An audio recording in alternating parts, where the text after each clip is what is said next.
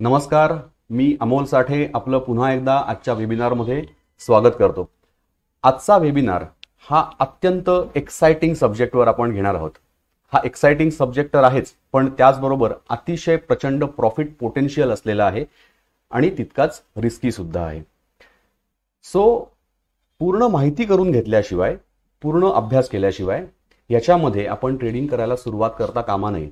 पण एक तुम्हाला सांगतो की जितकं आपण जास्त शिकू एखाद्या विषयाबद्दल, जितकी जास्त माहिती करून घेऊ, तितकी त्यातली रिस्क कमी कमी होत जाते. आणि हा युनिव्हर्सल फेनॉमिनन आहे. फक्त स्टॉक मार्केट किंवा F&O पुरतं मर्यादित नाही, हे सगळ्याच बाबतीत लागू पडतं.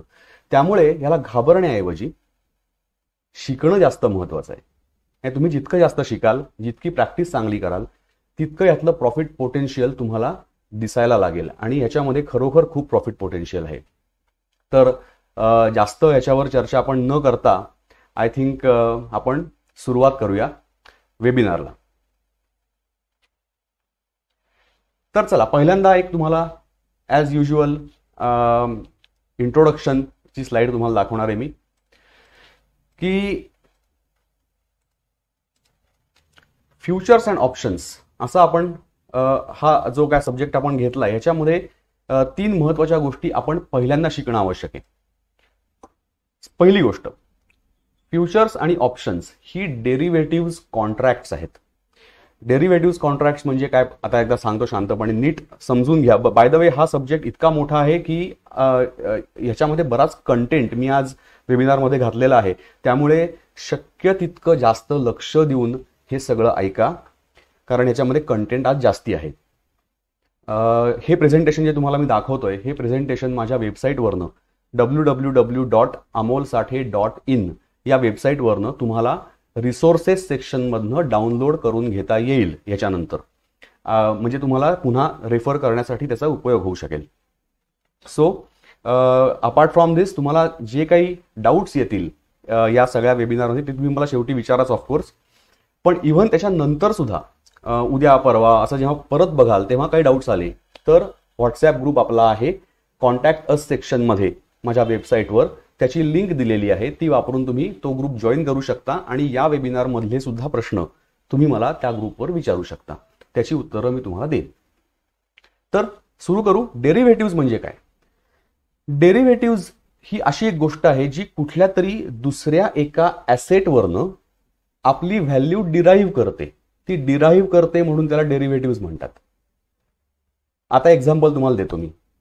तुम्हाला असं वाटत असेल तुमच्या हातामध्ये असलेली जी कॅश असते, जे पैसे आपण हातामध्ये नोट धरतो 100 रुपयाची, तर ही नोट काय आहे? त्या नोटेची किंमत किती? 100 रुपये. पण त्या कागदाच्या तुकड्याची किंमत 100 रुपये असू शकते का? जर का तेवढ्याच साईजचा एक कागद तुम्ही विकायला गेलात तर 100 रुपये मिळतील का? नाही मिळणार. याचा अर्थ त्या नोटेची जी व्हॅल्यू आहे ती कशावरनं तरी डिराईव्ह झाली आहे. आता त्या नोटेकडे नीट बघा, त्यावर काय लिहिलेलं असतं? मैं धारक को 100 रुपये अदा करने का वचन देता हूं. I promise to pay the bearer the sum of 100 rupees. आणि खाली सही असते. कोणाची? RBIच्या गव्हर्नरची. याचा अर्थ काय की ती एक प्रॉमिस स्वरूपातली नोट आहे.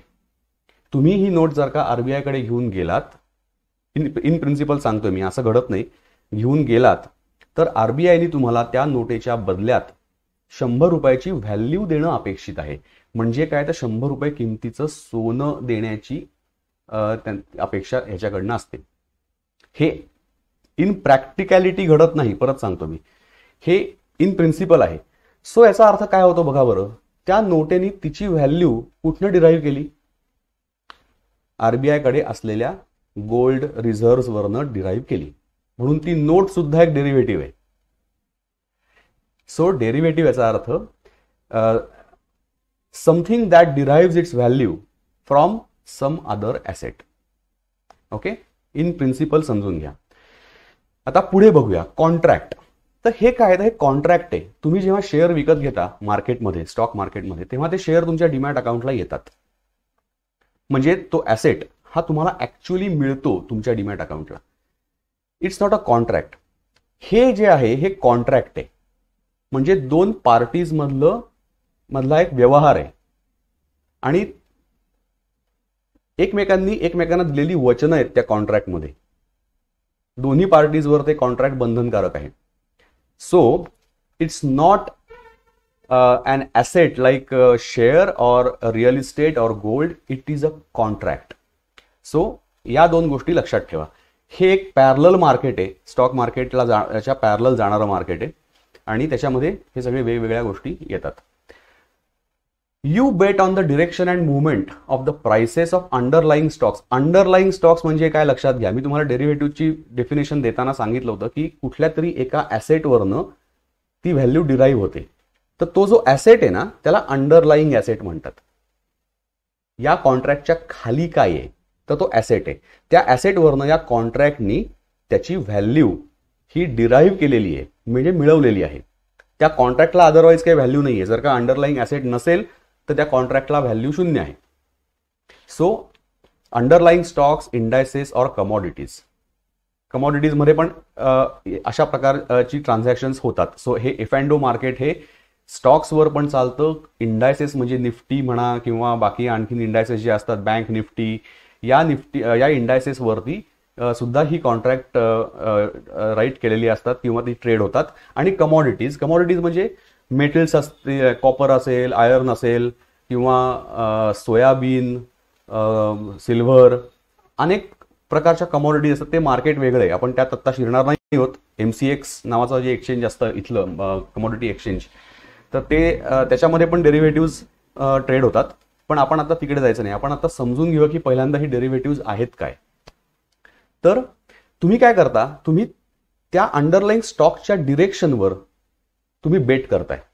म्हणजे तुम्हाला असं वाटतंय की अमुक अमुक एक स्टॉक हा वर जाणार आहे किंवा अमुक अमुक एक स्टॉक हा खाली येणार आहे आणि त्याप्रमाणे तुम्ही ही कॉन्ट्रॅक्ट्स दुसऱ्या लोकांशी करत असता, जे काउंटर पार्टीज आहेत. हे कॉन्ट्रॅक्ट होण्यासाठी काय आवश्यक आहे तर दोन लोक या कॉन्ट्रॅक्टला पार्टी आहेत, ए आणि बी, या दोघांचे त्या अंडरलाइंग ॲसेट बद्दलचे जे व्ह्यूज आहेत ते उलटे असले पाहिजेत, ऑपोजिट. आणि हे अगेन युनिव्हर्सल. स्टॉक मार्केटमध्ये पण तेच होतं. तुम्ही जेव्हा एखादा स्टॉक विकत घेता तेव्हा तुम्हाला असं वाटत असतं की तो वर जाणार आहे, पण समोरचा जो विकतोय तुम्हाला त्याला असं वाटत असतं की तो खाली जाणार आहे, म्हणून तो विकत असतो. त्याचप्रमाणे हा जो अंडरलाइंग ॲसेट आहे इथला, तो वर किंवा खाली जाईल ह्याबद्दलचे जे व्ह्यूज असतात ते तुमचे आणि समोरच्या माणसाचे उलटे असल्यामुळे तुमच्यामध्ये हा व्यवहार होतो. ओके, पुढे जाऊया. थर्ड थिंग, या ट्रान्झॅक्शनमध्ये ऍक्च्युअल शेअर्स किंवा कोणतेही दुसरे अंडरलाइंग ॲसेट्स यांची देवाणघेवाण होत नाही. नीट लक्षात घ्या. तुम्ही जेव्हा एखादं फ्युचर्स कॉन्ट्रॅक्ट विकत घेता किंवा ऑप्शन्स विकत घेता त्यावेळेला तुमच्या डीमॅट अकाउंटला कोणतेही शेअर्स येत नाहीत. कुठलाही ॲसेट जो अंडरलाइंग असेल त्याची ऍक्च्युअल देवाणघेवाण, डिलिव्हरी होत नाही. हा फक्त वायदे बाजार आहे. मागच्या वेळेला मला आठवतंय की मागच्या वेबिनारमध्ये मिसेस बर्डेंनी हा प्रश्न विचारला होता की एफ अँड ओ बद्दल तुम्ही काही सांगा. त्यावेळेला मी सांगितलं होतं की हा वायदे बाजार आहे, म्हणजे ऍक्च्युअल देवाणघेवाण कुठल्याही शेअरची किंवा इतर ॲसेट्सची होत नाही, पण वचनावर चालतं ते सगळं. आणि ते वचन जे आहे ते नुसतं तोंडी नाहीये, ते कॉन्ट्रॅक्च्युअल ऑब्लिगेशन आहे दोन्ही पार्टीजना. So let's go ahead. सुरुवात या सगळ्या अंडरस्टँडिंगला सुरुवात करण्याआधी तुम्हाला काही टर्म्स माहिती असणं अत्यंत आवश्यक आहे, त्याशिवाय हा विषय समजणारच नाही. या की टर्म्स आहेत ज्या तुम्हाला एफ अँड ओ मार्केटमध्ये एंटर करायच्या आधी पूर्णपणे माहीत हव्यात, असल्याच पाहिजेत.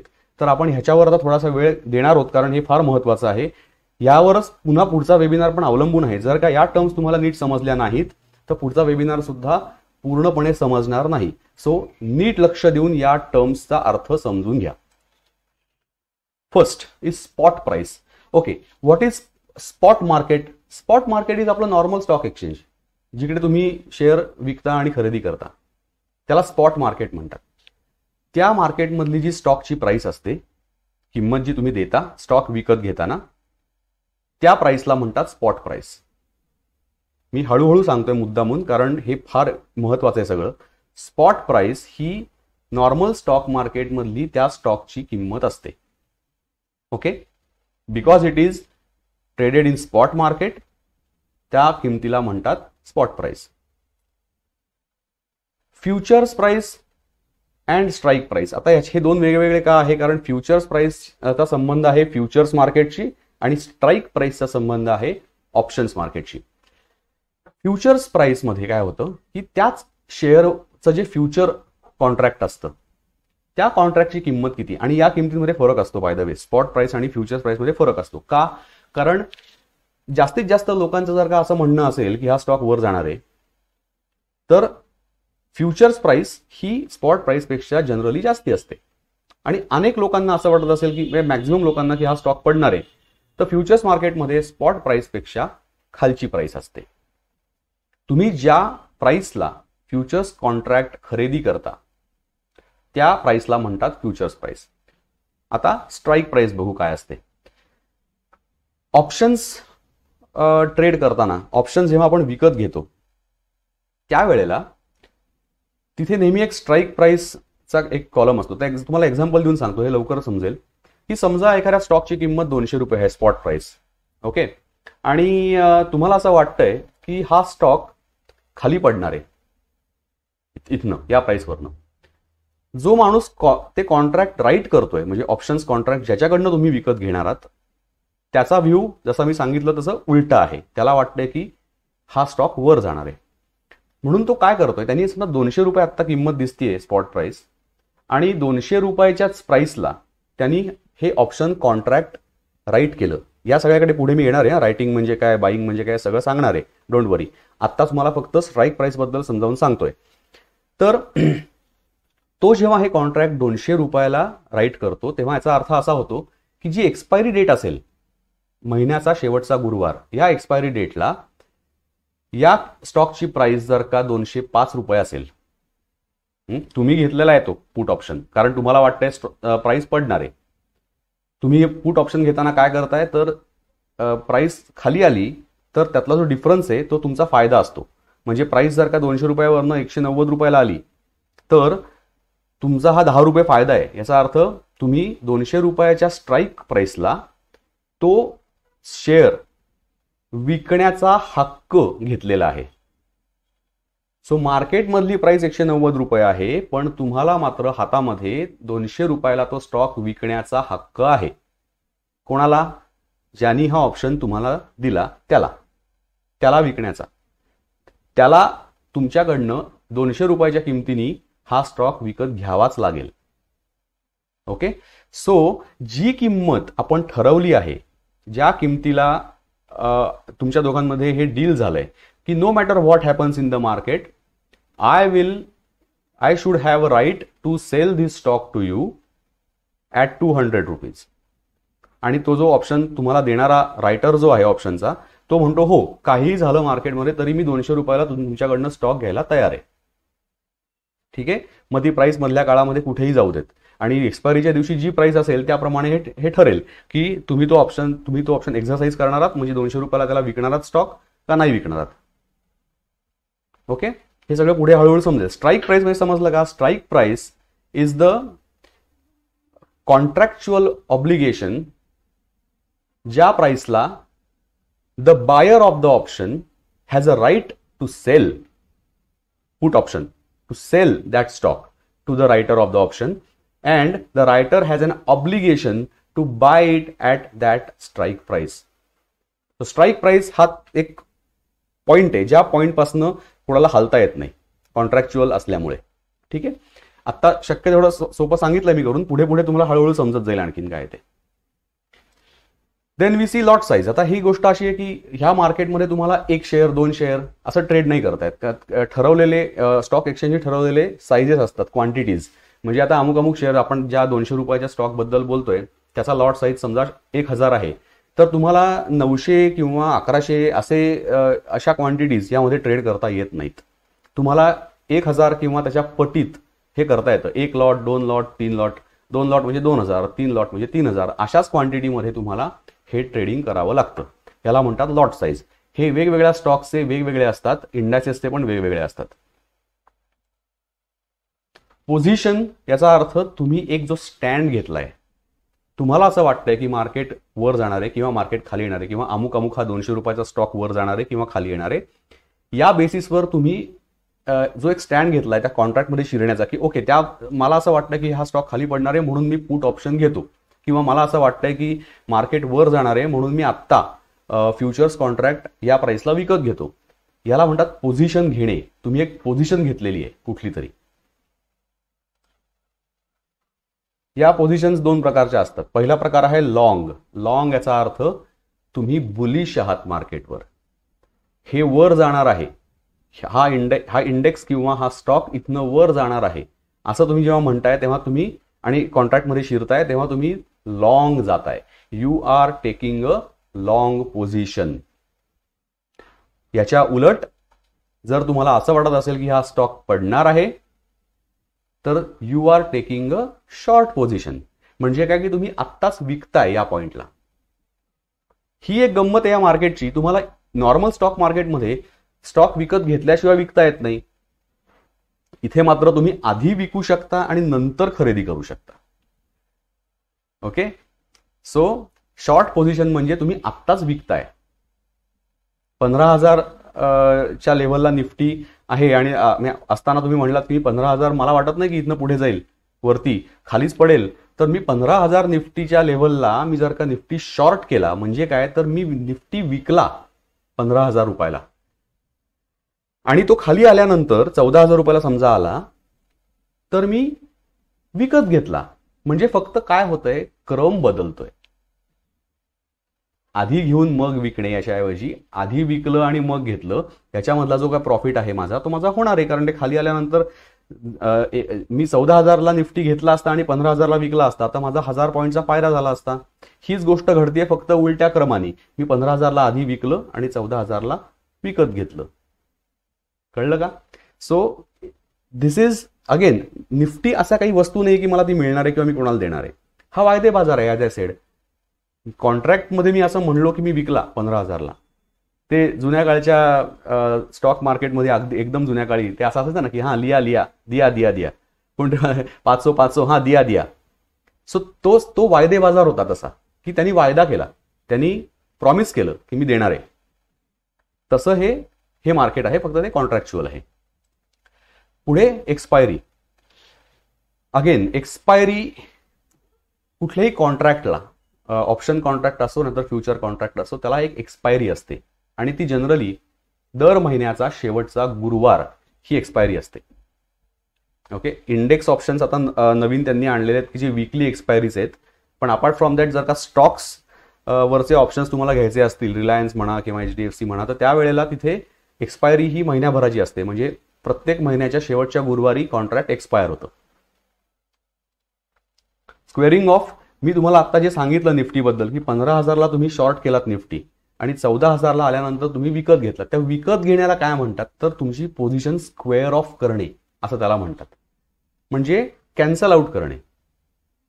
हेच उलट्या बाबतीत पण होऊ शकतं की तुम्ही लॉंग गेलात निफ्टीवर, तुम्हाला असं वाटतं की 15,000 वरनं निफ्टी वर जाणार आहे म्हणून 15,000ला तुम्ही निफ्टीचा एक कॉन्ट्रॅक्ट, फ्युचर्स कॉन्ट्रॅक्ट खरेदी केलं. So you went long on Nifty.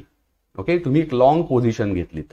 He long position जेव्हा पुढे 16,000ला निफ्टी जर का गेला आणि तुम्हाला वाटलं की आता मला चांगला प्रॉफिट झालाय, मला हा प्रॉफिट बुक करायचा आहे, त्यावेळेला तुम्ही काय करता, 16,000ला निफ्टी विकता, म्हणजेच स्क्वेअर ऑफ करता तुमची position. So long position square of करणे आणि शॉर्ट पोझिशन स्क्वेअर ऑफ करणे हे दोन्ही इथे घडत असतं.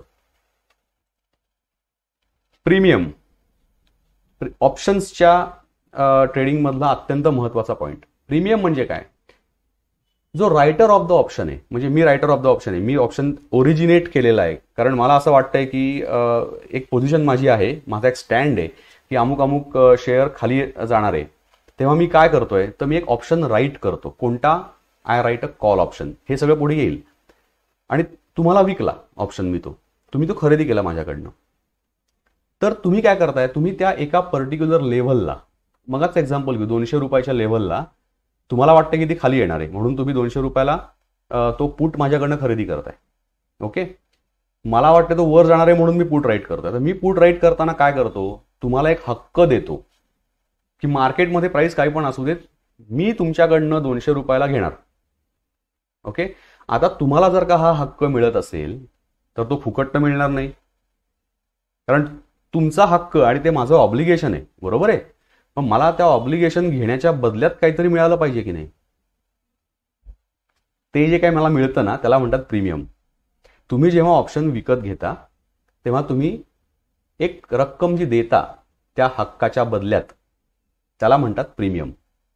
हा प्रीमियम एक्सपायरीच्या अलीकडे पलीकडे तो तुम्ही घेतल्यापासून पुढे अनेक दिवस जी काय उरले असतील एक्सपायरीला त्यामध्ये ऑप्शन ट्रेड होत राहतो आणि हा प्रीमियम बदलत राहतो. मार्जिनचा संबंध फ्युचर्सशी आहे, ऑप्शनशी पण आहे, पण ते ऑप्शन रायटिंगशी आहे. ते आपण आता ऍक्च्युली फार त्या पुन्हा एकदा सांगतो मी की हा खूप इतका मोठा सब्जेक्ट आहे की मला फार खोलात प्रत्येक ठिकाणी शिरता येणार नाही. मी तुम्हाला जर सांगतो की मार्जिन हे काय असतं. मार्जिन म्हणजे 200 रुपयाचा जो शेअर तुम्हाला मगाशी मी सांगितलं फ्युचर्स मार्केटमध्ये त्याचा लॉट जर का 1000चा असेल, 1000, तर 1000 इंटू 200 म्हणजे किती होतात, 10 लाख रुपये होतात. आता सॉरी 20 लाख रुपये होतात. 1000 इंटू 200 म्हणजे 2 लाख रुपये. सॉरी गडबड झाली. सो हे 2 लाख रुपये जे आहेत ना ते तुमच्याकडे नाही येत आत्ता, असं आपण धरू की तुम्हाला 1000 शेअर घ्यायची इच्छा नाहीये आणि तुमच्याकडे 2 लाख रुपये सुद्धा नाही आहेत. तर ह्याच्यावरती तुम्हाला ऍक्च्युली 2 लाख रुपये पे करावे लागत नाहीत. जेव्हा तुम्ही लॉंग पोझिशन घेता त्या स्टॉकवर फ्युचर्स मार्केटमध्ये एक मार्जिन अमाऊंट असते जी जनरली 15% असते, पण it changes from stock to stock and index to index. साधारणतः 15%, या 2 लाखाचे 15%, म्हणजे साधारण एक 30,000 रुपये तुम्हाला मार्जिन भरावं लागतं फक्त, आणि त्याच्यावर तुमची ती 1000 शेअरची पोझिशन पक्की होते. सो याला म्हणतात मार्जिन. रायटिंग द ऑप्शन, आत्ताच मी तुम्हाला हे सांगितलं. रायटिंग द ऑप्शन म्हणजे काय, तर तो ओरिजिनेट करणे, ते ऑप्शन कॉन्ट्रॅक्ट तयार करणे कोणाला तरी विकण्यासाठी. सो मी त्याचा ओरिजिनेटर जर का असेन एखाद्या ऑप्शनचा, जसं मी तुम्हाला आता सांगितलं की मी जर का बुलिश असेन त्या स्टॉकवर, तर मी काय करीन, मी पुट ऑप्शन राईट करीन. रायटिंग द ऑप्शन याचा अर्थ I am creating that contract of option and I am selling to someone. That someone can be anyone, like you want to buy it from me, you will buy it from me. त्याचा seller कोण आहे तर मी आहे, म्हणजे originator मी आहे. म्हणून writing the option, हा writer जो आहे तो रायटर मी आहे. ठीक आहे. पुढे बाईंग द ऑप्शन, याच्या बरोबर उलट, तुम्ही माझ्याकडनं तो ऑप्शन विकत घेताय. So you are the buyer, I am the writer of the option, you are the buyer of the option. आलं लक्षात. सो रायटिंग केल्यामुळे मला काय मिळणार आहे, मला प्रीमियम मिळणार आहे, आणि हा प्रीमियम मला तुम्ही पे करणार आहात when you are buying that option from me.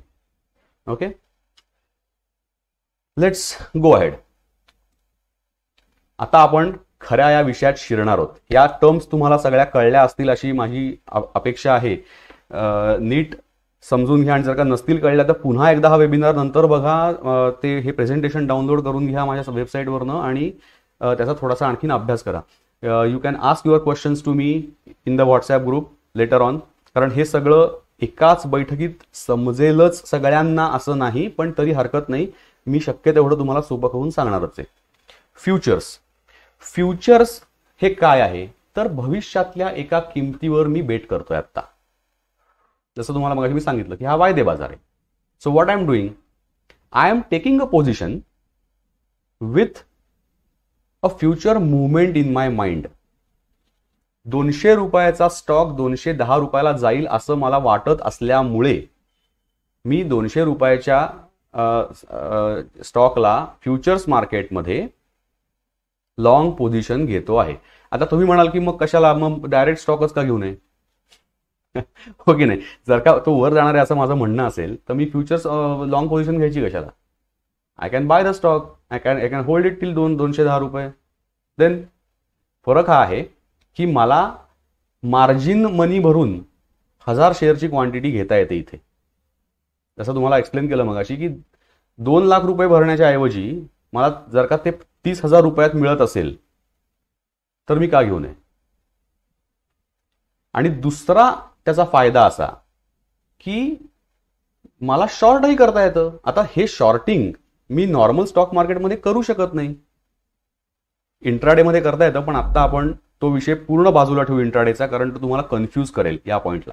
Let's not talk about intraday trading. पूर्णपणे आता हा विषय बाजूला ठेवून देऊ. फक्त ह्याच्यावर फोकस करा. ते कन्फ्युजन होऊ शकतं त्यामध्ये, म्हणून मी तो विषय घेत नाहीये. तर ह्याची एक हिस्ट्री फार छान आहे की हे कधीपासून चाललंय, हे आत्तापासून नाही चाललेलं.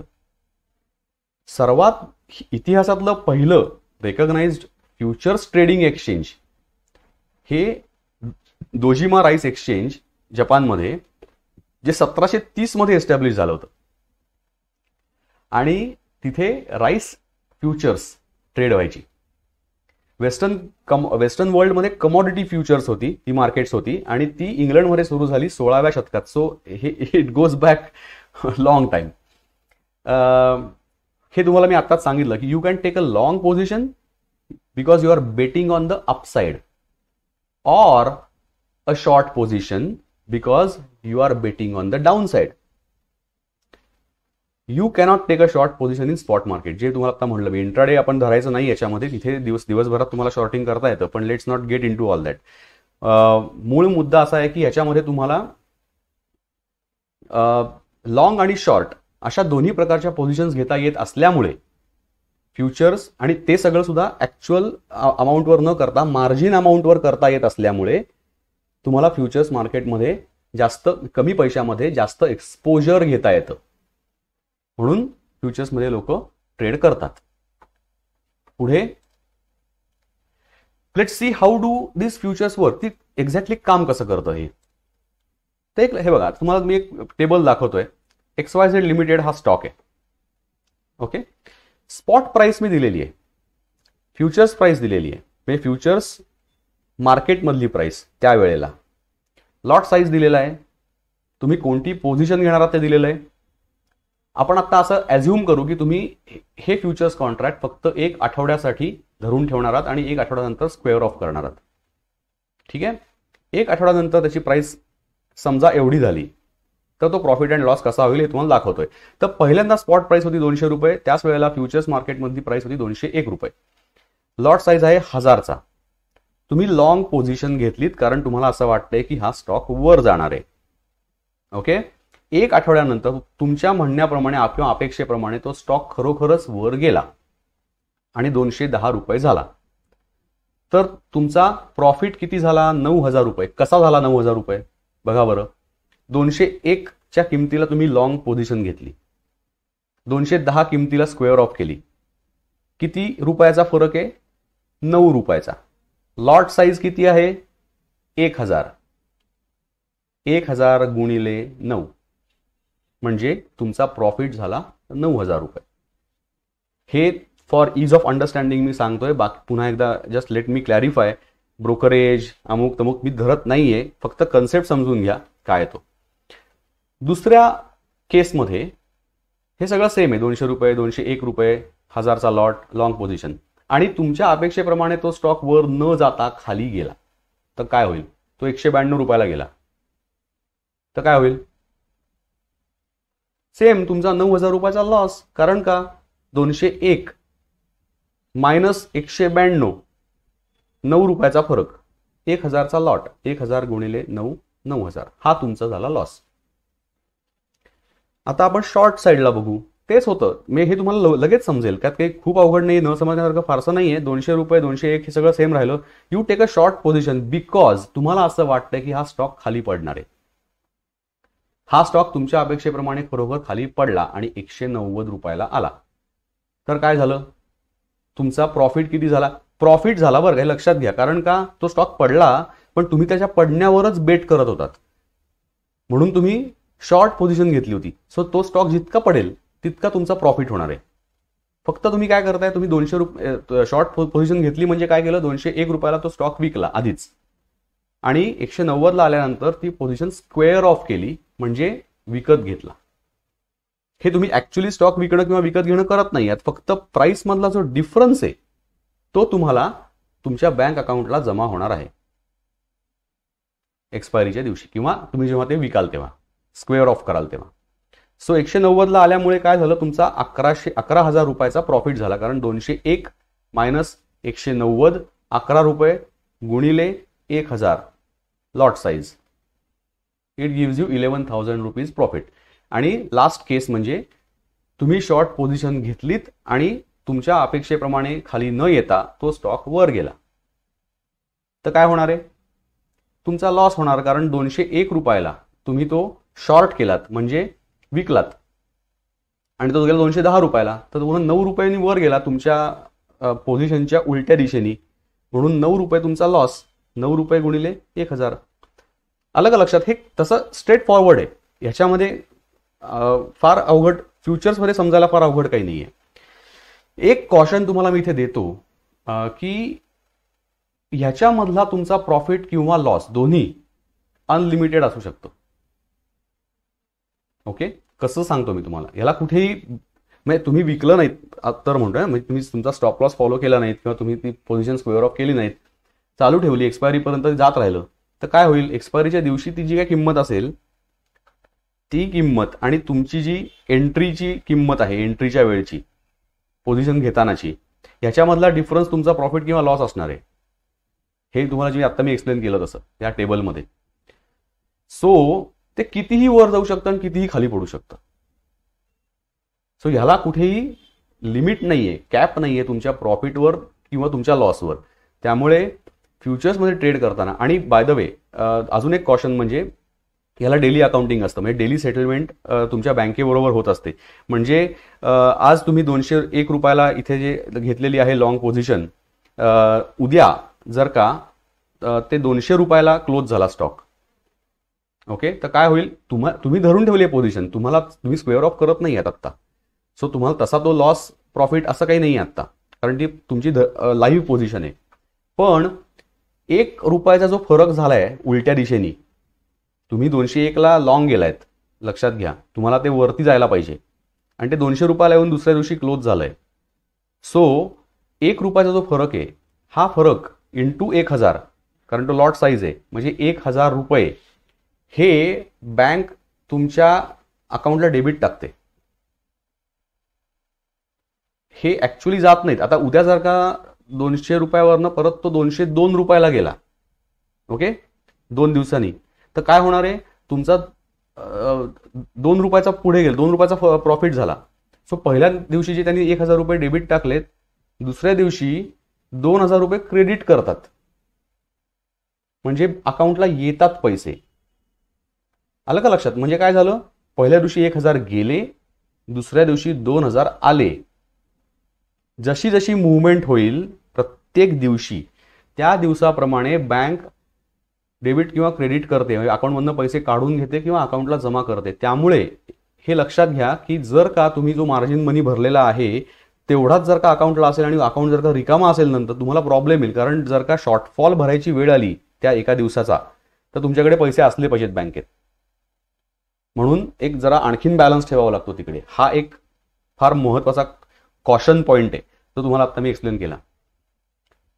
पुढे बघूया. Now we come to the bigger topic. This is exciting, पण हा खूप नीट समजून घेण्याचा विषय आहे, मोठा विषय आहे. Okay, options. एक आराखडा तुम्हाला देतो, ह्या ऑप्शन्समध्ये काय असतं, हे काय आहे, ऑप्शन म्हणजे काय. पहिल्यांदा ऑप्शन्स आर द डेरिव्हेटिव्ह. हे मुळात पहिल्यांदा म्हटलं त्याप्रमाणे ही डेरिव्हेटिव्ह कॉन्ट्रॅक्ट्स आहेत, where the buyer of an option acquires right.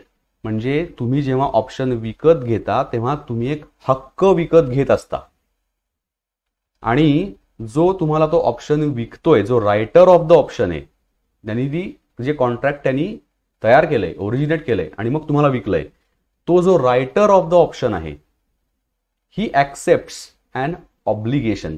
Obligation म्हणजे बंधन आहे त्याच्यावरती. त्याला तो जे तुम्हाला देतोय ना, समजा तो पुट ऑप्शन त्याने राईट करून दिला असेल आणि तुम्हाला तो पुट ऑप्शन विकत घ्यायचा आहे, कारण तो स्टॉक खाली पडणार आहे, म्हणून पुट ऑप्शन. मी पुन्हा पुन्हा का सांगतोय, तुमच्या डोक्यात असं बसेल ते नीट, की खाली पडणार आहे असं आपल्याला वाटत असेल तर आपण पुट ऑप्शन विकत घ्यायचा असतो. त्याप्रमाणे जर का ती प्राइस खरोखर खाली आली तर त्या स्ट्राईक प्राइसला, 200 रुपयाच्या स्ट्राईक प्राइसला तो ऑप्शन राईट झालाय, 190 रुपये आता मार्केट प्राइस आहे, तेव्हा तुम्ही तुमच्या हातामध्ये एक हक्क धरलेला आहे 200 रुपयाला विकण्याचा. जरी मार्केटमध्ये 190 किंमत असली तरी तर हा तुमचा राईट आहे, हक्क आहे 200 रुपयाला विकण्याचा. आणि ज्यांनी तो ऑप्शन राईट केलाय त्याच्यावर ते बंधनकारक आहे तुमच्याकडनं 200 रुपयाला विकत घेणं. आलं का लक्षात? So it's an obligation on the writer of the option and it is a right to the buyer of the option. आता हा एक आराखडा बघा. ऑप्शन्समध्ये 2 मेजर प्रकार, कॉल आणि पुट. ओके, कॉल ऑप्शन मध्ये काय असतं?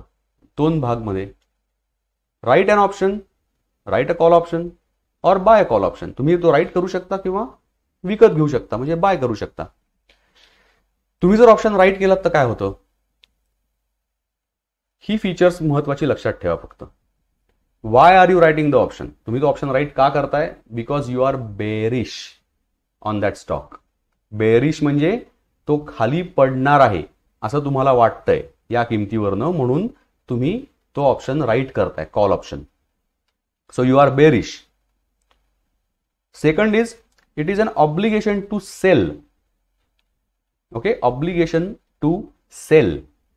जो स्टॉक, ज्या स्टॉकवर तुम्ही हे कॉन्ट्रॅक्ट राईट केलेलं आहे त्याचा जो काय लॉट साईज असेल, समजा मगाचं एक्झाम्पल घेतलं आणि 1000चा लॉट साईज असेल, तर त्या स्टॉकची 1000 क्वांटिटी जर वेळ पडली तर तुम्हाला देता आली पाहिजे समोरच्याला, म्हणजे विकता आली पाहिजे. तर ती क्वांटिटी विकणं त्या माणसाला हे तुमचं ऑब्लिगेशन आहे. तुम्हाला दुसरा ऑप्शन नाही, चॉईस नाही, तुम्हाला विकावंच लागेल त्याला ते.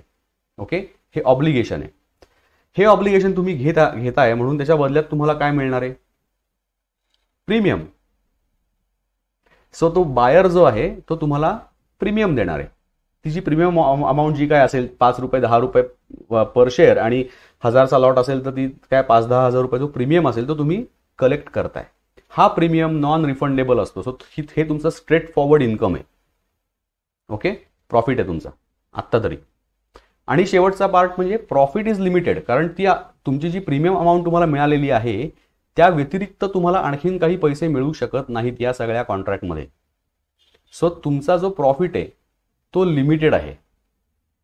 ओके, आणि लॉस इज अनलिमिटेड, कारण जर का तुम्ही तो ऑप्शन विकल्यानंतर, ओके, हे पण एक समजून घ्या की I am writing the call option because I am bearish on the market. 200 रुपयाच्या स्ट्राईक प्राइसला मी विकला ऑप्शन कोणाला तरी, आणि मी बेरिश असल्यामुळे मला असं वाटतं की तो ज्या माणसाने तो ऑप्शन घेतलाय त्याला काय वाटतंय? वर जाणार आहे प्राइस, म्हणून तो घेतोय ना. का? कारण 200 रुपयाची स्ट्राईक प्राइस आहे. उद्या जर काही प्राइस वर गेली तर एक्सपायरीच्या दिवशी जो बायर आहे तो म्हणू शकतो की हे बघ, माझ्याकडे 200 रुपयाला हा स्टॉक विकत घेण्याचा हक्क आहे. हा कॉल ऑप्शन म्हणजे. आता मार्केटमधली प्राइस 220 रुपये जरी असली तरी मी 220 रुपयाला नाही घेणार. मी हा ऑप्शन एक्झरसाइज करणार आणि मला हा स्टॉक विकावाच लागेल 200 रुपयाला. तुला म्हणजे कोणाला? रायटरला. ऑब्लिगेशन आहे, लक्षात ठेवा, त्याला करावंच लागेल. सो हा स्टॉक जितका वर जाईल तितका रायटरचा लॉस वाढत वाढत वाढत वाढत जाणार आहे. कारण ॲझ्युम करा की त्याच्याकडे ऍक्च्युअली 1000 शेअर आहेत द्यायला, तो ते मार्केटमध्ये विकू शकतोय 240 रुपयाला समजा, पण या माणसाने, या बायरनी त्याचा ऑप्शन एक्झरसाइज केला. तो हे बघ, मला माझ्याकडे 200 रुपयांनी तो खरेदी करायचा हक्क आहे म्हटल्यानंतर मला 240 रुपये किंमत दिसत असून सुद्धा तो 200 रुपयाला विकावा लागेल. त्यामुळे माझा जो 40 रुपयाचा लॉस होणार आहे तिथे, असा लॉस कितीही होऊ शकतो. ते आणखीन वर गेलं 300 रुपयाला गेलं, जेवढं वर जाईल तेवढा माझा लॉस वाढत वाढत जाईल. So my maximum loss is unlimited, profit is limited. Limited to what? The premium that I got. ठीक आहे, कन्सेप्च्युअली लक्षात घ्या नीट. आता तुम्ही बाय करत असाल कॉल ऑप्शन तर काय असेल? ज्या अर्थी तुम्ही एक कॉल ऑप्शन विकत घेऊ इच्छिता त्या अर्थी you are bullish on the market. मी आता तुम्हाला जे सांगितलं ना ते बरोबर जो बायर आहे ना तो काय विचार करतोय की हा 200 रुपयावरनं वर जाणार आहे. सो मी आता 200 रुपयाच्या स्ट्राईक प्राइसला हा हक्क घेऊन ठेवतो 200 रुपयाला तो स्टॉक विकत घेण्याचा. मग तो वर किती गेला तरी मला 200 रुपये किंमत मला पडणार आहे विकत घ्यायला. असा विचार करून तो ऑप्शन विकत घेतोय, कॉल ऑप्शन. म्हणजे तो बुलिश आहे म्हणून तो विकत घेतोय. He is buying a right to buy. त्याला हक्क आहे एक्सपायरीला हे म्हणायचा की मला हा स्टॉक या किमतीला घ्यायचा आहे. हा त्याला हक्क आहे. त्याचा मॅक्झिमम लॉस हा लिमिटेड आहे. Limited to what? जो प्रीमियम त्यांनी दिलाय तेवढाच मॅक्झिमम लॉस त्याचा होऊ शकतो. कारण त्याच्या अपेक्षेप्रमाणे हा शेअर वर न जाता खाली आला आणि तो 190 रुपयाला आला, तर लॉजिक आहे, सिंपल कॉमन सेन्स. तो माणूस काय म्हणेल, माझ्या हातामध्ये हा स्टॉक 200 रुपयाला विकत घेण्याचा हक्क आहे. अरे पण मार्केटमध्ये 190 रुपयाला मिळतोय ना, मग मी कशाला 200 रुपयाला विकत घेऊ? Common sense. जर का मार्केट ओपन मार्केटमधनं मला तो शेअर घेता येऊ शकतो 190 रुपयाला, तर मी 200 रुपयाला विकत घेईन कशाला? याच्याकडनं, या रायटरकडनं नाही घेणार. सो मी काय करतो त्या केसमध्ये, जो बायर येतो तो ऑप्शन येतो फेकून, तो काही करत नाही, स्क्रॅप करून टाकतो. ओके, मला नाही एक्झरसाइज करायचा नाहीये हा ऑप्शन. या सगळ्या प्रकारात त्याचा मॅक्झिमम लॉस किती झाला? जेवढा प्रीमियम त्यांनी दिलेला आहे तेवढा, कारण तो नॉन रिफंडेबल आहे. ह्याच्या पलीकडे कुठलाच लॉस नाही. ओके, सो त्याचा प्रॉफिट मात्र अनलिमिटेड असू शकतो, कारण तो स्टॉक जितका वर जाईल तितका त्याचा प्रॉफिट वाढत वाढत वाढत वाढत जाईल. आणि खाली पडला तर मॅक्झिमम लॉस किती? Premium amount is the maximum loss. ठीक आहे, पुढे जाऊ. पुट ऑप्शन मध्ये ह्या सगळ्याची मिरर इमेज केलीत ना की तुम्हाला पुट ऑप्शनचं सगळं कळेल. एक्झॅक्टली उलट हे सगळं आहे. Write a put option, buy a put option. When you write a put option, what you do? You are bullish, that's why you are writing the put. Correct? बघा, राईट अ कॉल आणि write a put मधला फरक बघा.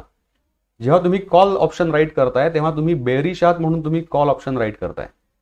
जेव्हा तुम्ही put option write करताय तेव्हा तुम्ही बुलिश आहात, म्हणजे तुम्हाला तो शेअर वर जाणार आहे असं वाटतंय म्हणून तुम्ही पुट ऑप्शन राईट करताय. परत सांगतो, हे सगळं तुम्हाला पुन्हा बघावं लागणार आहे. पण मी हे just take it from me की जस्ट हे प्रेझेंटेशन डाउनलोड करून पुन्हा एकदा त्याच्यातनं नीट समजून घ्या सगळं. हे सांगतोय मी तुम्हाला. आत्ता आपल्याकडे जो वेळ आहे त्यामध्ये मी तुम्हाला एक्सप्लेन करतोच आहे, पण पुन्हा बघा, हे रिवाइज करा. Okay, obligation to buy. तुम्ही हे जर का बघितलं तर बरोबर सगळं उलट आहे. राईट अ कॉल आणि राईट अ पुटचे कॉलम बघा, तुम्हाला बरोबर उलट दिसेल सगळं. यू आर बेरिश, इथे you are bullish. Obligation to sell, obligation to bye.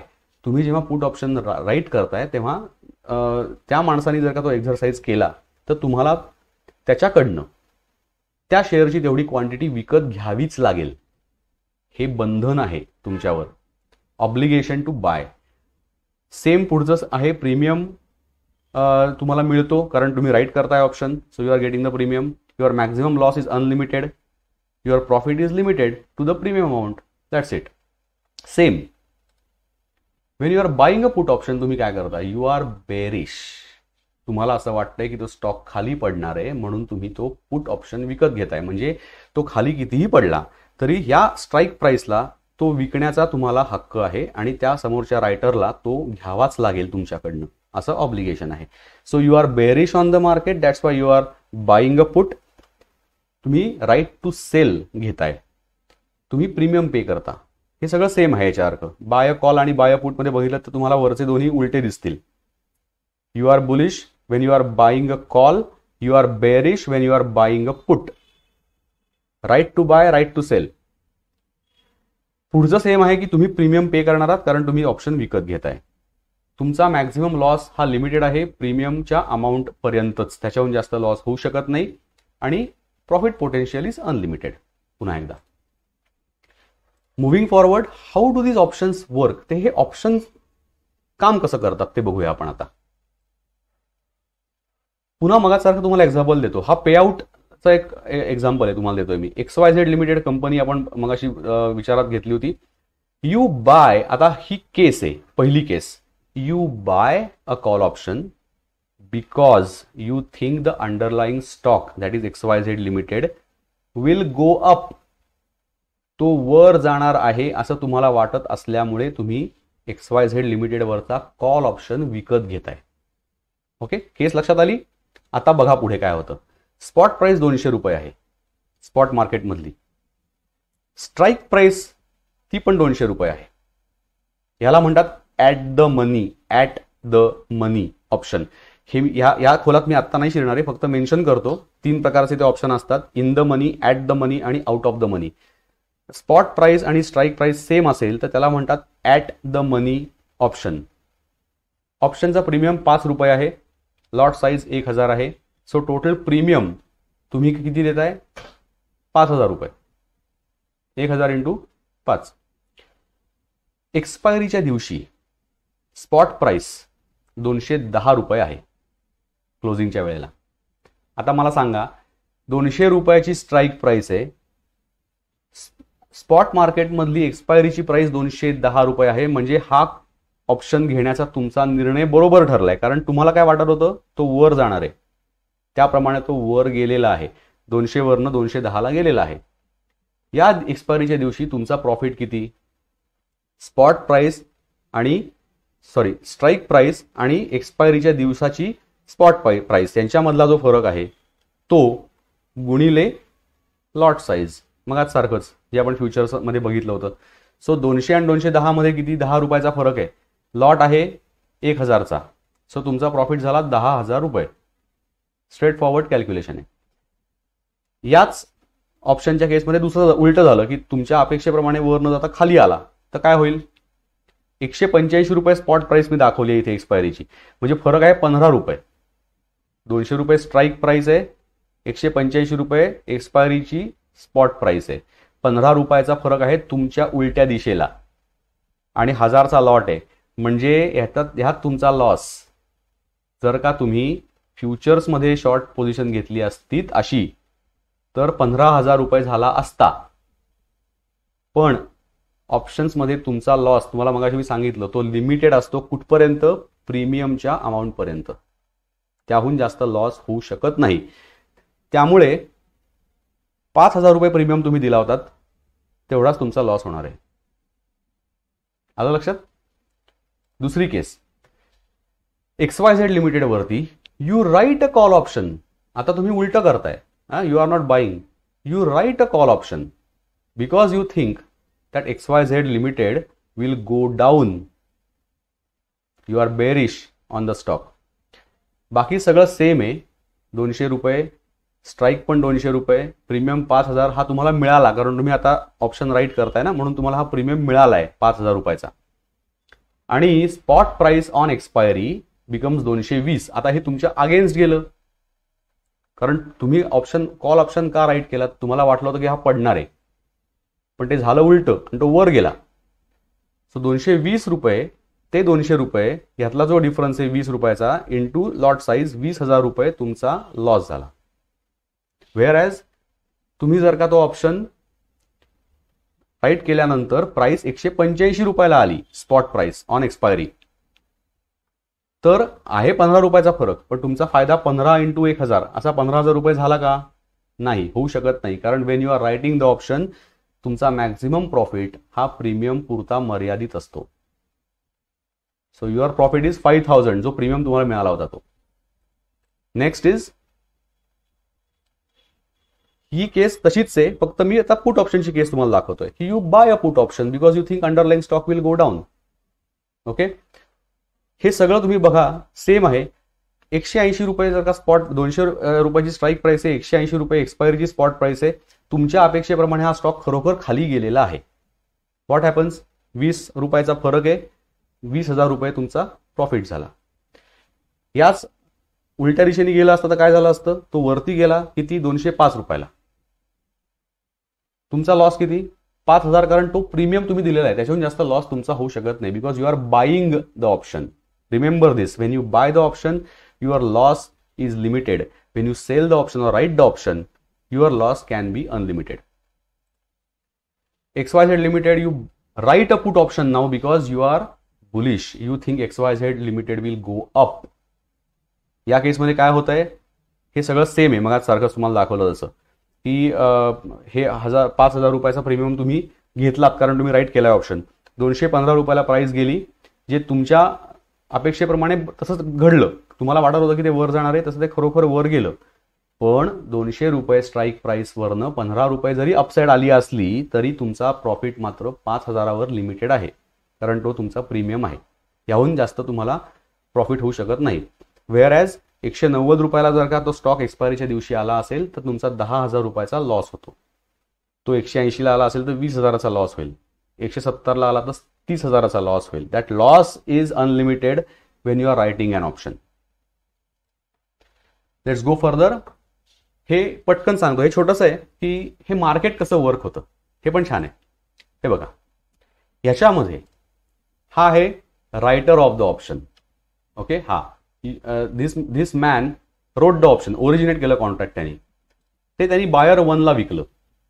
Okay, आता हा जो बायर 1 आहे तो पुढे विकतोय तो, because these options are tradable. हे ट्रेड होतात मार्केटमध्ये. म्हणजे मी एकाकडनं घेतलं म्हणजे ते कॉन्ट्रॅक्ट माझ्यामध्ये आणि त्या व्यक्तीमध्ये आहे सुरुवातीला, पण मी हे कॉन्ट्रॅक्ट माझ्याकडनं म्हणजे हा ऑप्शन जो मी विकत घेतलाय तो मी तिसऱ्या व्यक्तीला विकलाय का एक एबीसी व्यक्तीला, तर आता तो रायटर आणि ही एबीसी व्यक्ती यांच्यामधलं ते कॉन्ट्रॅक्ट होतं. मी बाहेर पडलो, माझा संबंध राहिला नाही काही. असं हे ट्रेडेबल असतं. म्हणून ते buyer 1 has sold that option to buyer 2.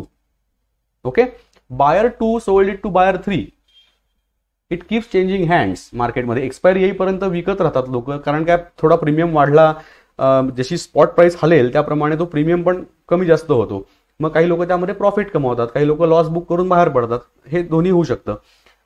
असं बायर एन पर्यंत चालणार आहे. एनथ बायर जो कोण असेल, जो एक्सपायरीच्या दिवशी ज्याच्या हातामध्ये तो ऑप्शन असेल तो एनथ बायर आहे, शेवटचा. सो ते कॉन्ट्रॅक्ट एक्सपायरीच्या दिवशी कोणामध्ये आहे बरं? बायर एन आणि रायटर या दोघांमध्ये राहिलं ते कॉन्ट्रॅक्ट. आणि मग एक्सपायरीच्या दिवशी काय होतं? Settlement on the expiry. Settlement म्हणजे जसं तुम्हाला मगाशी म्हणजे दाखवलं ती सेटलमेंट आहे की एक्सपायरीच्या दिवशी त्याची प्राइस जी असेल स्पॉट प्राइस, ती स्पॉट प्राइस आणि त्या ऑप्शनची स्ट्राईक प्राइस यांच्यामधला जो डिफरन्स असेल त्याप्रमाणे तो ऑप्शन एक्झरसाइज होईल किंवा होणार नाही.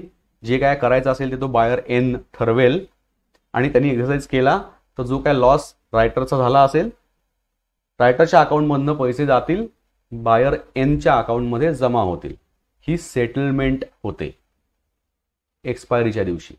या मधल्या काळात तो ऑप्शन अनेक लोकांमध्ये फिरलेला असतो कारण तो ट्रेडेबल आहे. ठीक आहे, हे असं हे मार्केट चालतं. Now we come to this is again quickly I tell you this. हे खूप तुम्हाला प्रॅक्टिकल याचा उपयोग खूप होईल असं नाहीये, पण हा एक वेगळा अँगल आहे. फक्त फ्युचर्स आणि ऑप्शन्स म्हणल्यानंतर लोकांना जे ट्रेडिंग वाटतं, एफ अँड ओ ट्रेडिंग याच्या पलीकडे काही नाही, असं नसतं. एफ अँड ओ मध्ये इतर पण काही उपयोग असतात त्या मार्केटचे. रादर गंमत अशी आहे की त्या उपयोगांसाठी ऍक्च्युली ते मार्केट सुरू झालं होतं, ट्रेडिंग नंतर सुरू झालंय. सो आर्बिट्राज म्हणजे काय, थोडक्यात सांगतो काय ते. ही एक ऍक्टिव्हिटी असते ज्याच्यामध्ये तुम्ही ज्या 200 रुपये तुम्हाला मगाशी ज्या स्टॉक, आपण तेच एक्झाम्पल घेऊ, 200 रुपयाचा स्टॉक आहे आणि त्याची स्पॉट प्राइस 200 आहे, पण फ्युचर्स मार्केटमध्ये त्याची प्राइस हे 203 रुपये आहे. ओके, या वेळेला समजा, आणि त्याचा 1000चा लॉट आहे, तर या वेळेला समजा मी असं केलं की 203 रुपयाला एक लॉट शॉर्ट केला. आता तुम्हाला लक्षात आलं असेल ना शॉर्टिंग म्हणजे काय. शॉर्ट पोझिशन घेतली 203 रुपयाला एका लॉटची, म्हणजे मी 2,03,000 रुपयाचा ची क्वांटिटी शॉर्ट केली आहे. त्याच वेळेला exactly at the same moment मी 200 रुपये जी स्पॉट प्राइस आहे त्या स्पॉट प्राइसला 1,000 शेअर्स विकत पण घेतले. स्पॉट मार्केटमध्ये 2 लाख रुपये दिले, 1,000 शेअर विकत घेतले. हे दोन्ही मी एकाच वेळेला केलं. आता बघा काय होतं ते. आता मार्केट कुठेही जाऊ दे, पुढे कुठल्याही दिशेने जाऊ देत, माझा 3 रुपयाचा प्रॉफिट हा लॉक झाला. मला 3 रुपयाचा प्रॉफिट मिळणार म्हणजे मिळणारच. का? कारण 10 रुपयाची मुवमेंट झाली असं आपण धरू एक्सपायरीपर्यंत. स्पॉट प्राइस मी शॉर्ट केलंय ना, सॉरी फ्युचर्सला मी शॉर्ट केलंय ना 203 रुपयाला. 10 रुपयांनी तो स्टॉक पडला आणि 193 रुपयाला आला, तर काय होईल? माझा स्पॉट मार्केटमध्ये मी जे 200 रुपयाला स्टॉक घेतलेत त्यावरती मला 7 रुपये लॉस होणार आहे. त्याच वेळेला मला फ्युचर मार्केटमध्ये मी शॉर्ट केल्यामुळे 10 रुपयाचा प्रॉफिट होणार आहे. आलं का लक्षात? सो ₹10 प्रॉफिट झाला, ₹7 लॉस झाला, म्हणजे माझा नेट प्रॉफिट किती झाला? ₹3. आता हे उलट्या दिशेने घडलं आणि ₹200 ती प्राइस स्पॉट मार्केटमध्ये ₹10 वर गेली, 210 झाली, तर काय होईल? फ्युचर्समध्ये मी शॉर्ट केलंय त्यामुळे मला ₹7 लॉस होणार आहे. 203 मी शॉर्ट केलं, सो ₹7 वर गेल्यामुळे तो लॉस आहे माझा. पण स्पॉट मार्केटमध्ये मात्र जे ₹200 मी घेतले शेअर, तिथे मला ₹10 प्रॉफिट होतो. सो इथे सुद्धा हेच झालं, ₹10 प्रॉफिट झाला, ₹7 लॉस झाला, नेट नेट माझा ₹3 प्रॉफिट झाला. कुठेही मार्केट जाऊ दे, ₹3 प्रॉफिट माझा फिक्स्ड झालेला आहे. याला म्हणतात आर्बिट्राज. हे जस्ट एक सांगायचं म्हणजे तुम्हाला माहिती असावं म्हणून सांगितलं. हे ऍक्च्युली करण्यासाठी भांडवल बरंच लागतं, कारण तुम्हाला हे मार्जिन मनी तुम्ही भरणार शॉर्ट पोझिशनचा आणि त्याच वेळेला ऍक्च्युअल ₹2,00,000 पण भरणार स्पॉट मार्केटमध्ये. सो भांडवल जास्त लागतं ते करायला, कॅपिटल जास्त लागतं. हेजिंग. हेज या शब्दाचा अर्थ कुंपण किंवा एक संरक्षक भिंत किंवा बांध शेताला जो घालतात त्याला हेज म्हणतात. झुडपं लावतात काही लोक किंवा दगडांचा बांध घालतात, त्याला सगळ्याला हेज म्हणतात. जी हेज तुमच्या शेताचं रक्षण करते बाहेरनं येणाऱ्या जनावरांपासून किंवा इतर गोष्टींपासून. So protection is the concept. हे तुम्हाला ऑप्शन्स वापरता येऊ शकतात हेजिंगसाठी.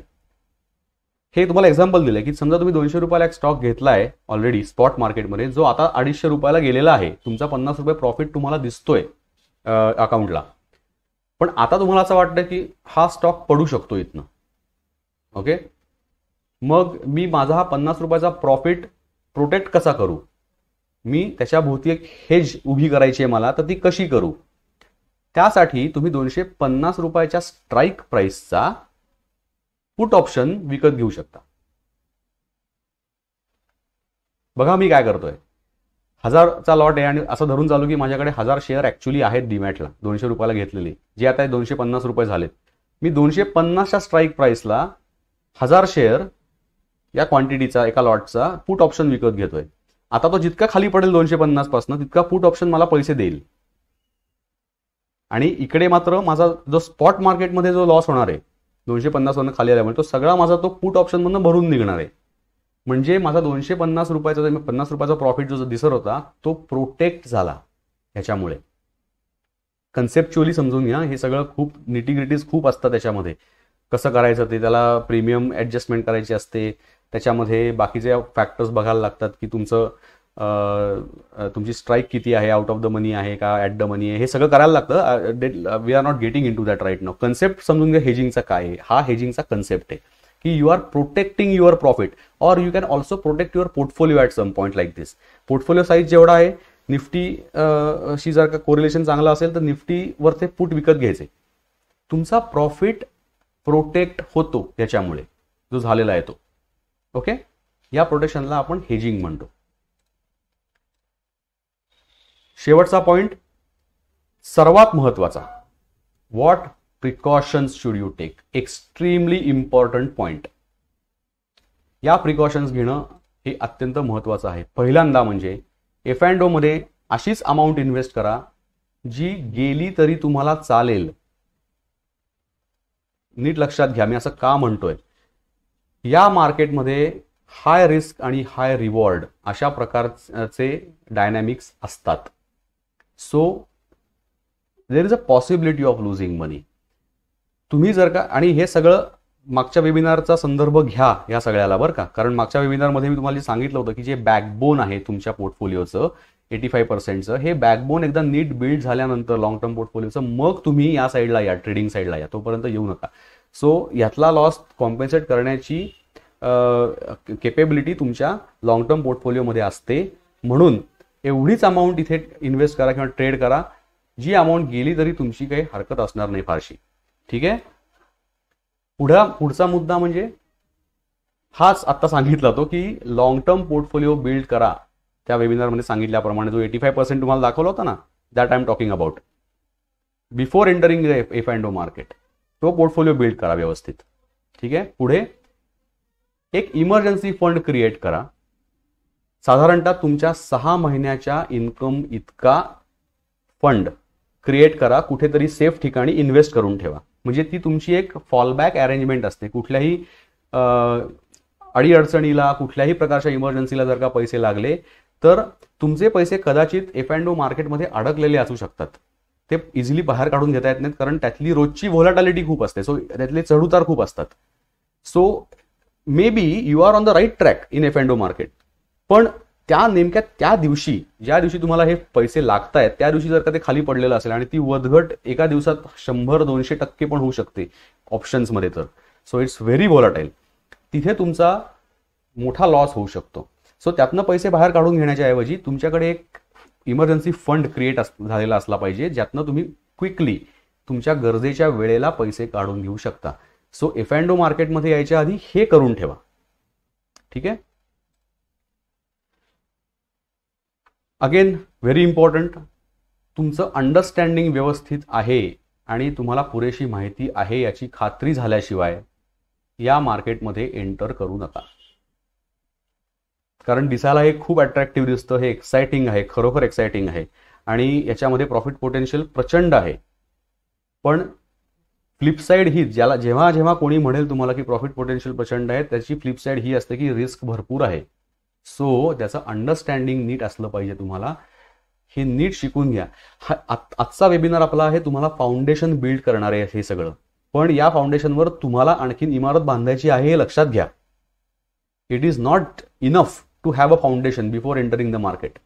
ओके. सो नीट समजून घ्या हे सगळं आणि प्रश्न विचारा, तुमचे जास्तीत जास्त प्रश्न विचारा. Try to understand everything and then enter the market.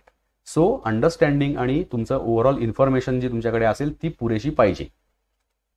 Last and the most important, target आणि स्टॉप लॉस या दोन गोष्टींचं डिसिप्लिन, ही शिस्त पाळणं अत्यंत आवश्यक आहे या मार्केटमध्ये. Because as I told you, याच्यामध्ये व्होलॅटिलिटी खूप जास्ती असते. दुसरी गोष्ट म्हणजे तुम्हाला वाटेल की मी 2 लाख रुपये न भरता सुद्धा मी फक्त 30,000 रुपये भरून 2 लाख रुपयाची पोझिशन घेतोय. ते दोन्ही बाजूनी वर्क होतंय, लक्षात घ्या. प्रॉफिट झाला तर कमी अमाऊंटवर जास्त प्रॉफिट होतो, लॉस झाला तर कमी अमाऊंटवर जास्त लॉस पण होतो. ओके. सो 30,000 रुपये मार्जिन मनी भरलेला आहे तुमचा, तो अख्खा डिप्लीट होऊन आणखीन पुढे लॉस सुरू होऊ शकतो तुमचा फ्युचर्समध्ये. हे होऊ नये म्हणून तुम्हाला स्टॉप लॉसची अरेंजमेंट करणं आवश्यक आहे.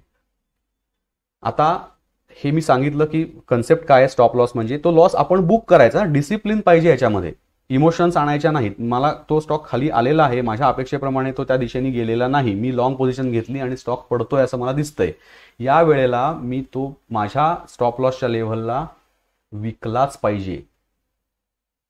यामध्ये कोणतीही इमोशन आणून चालत नाही की नाही एवढा पडलाय तर जरा जाईल वरती, ठेवूया जरा.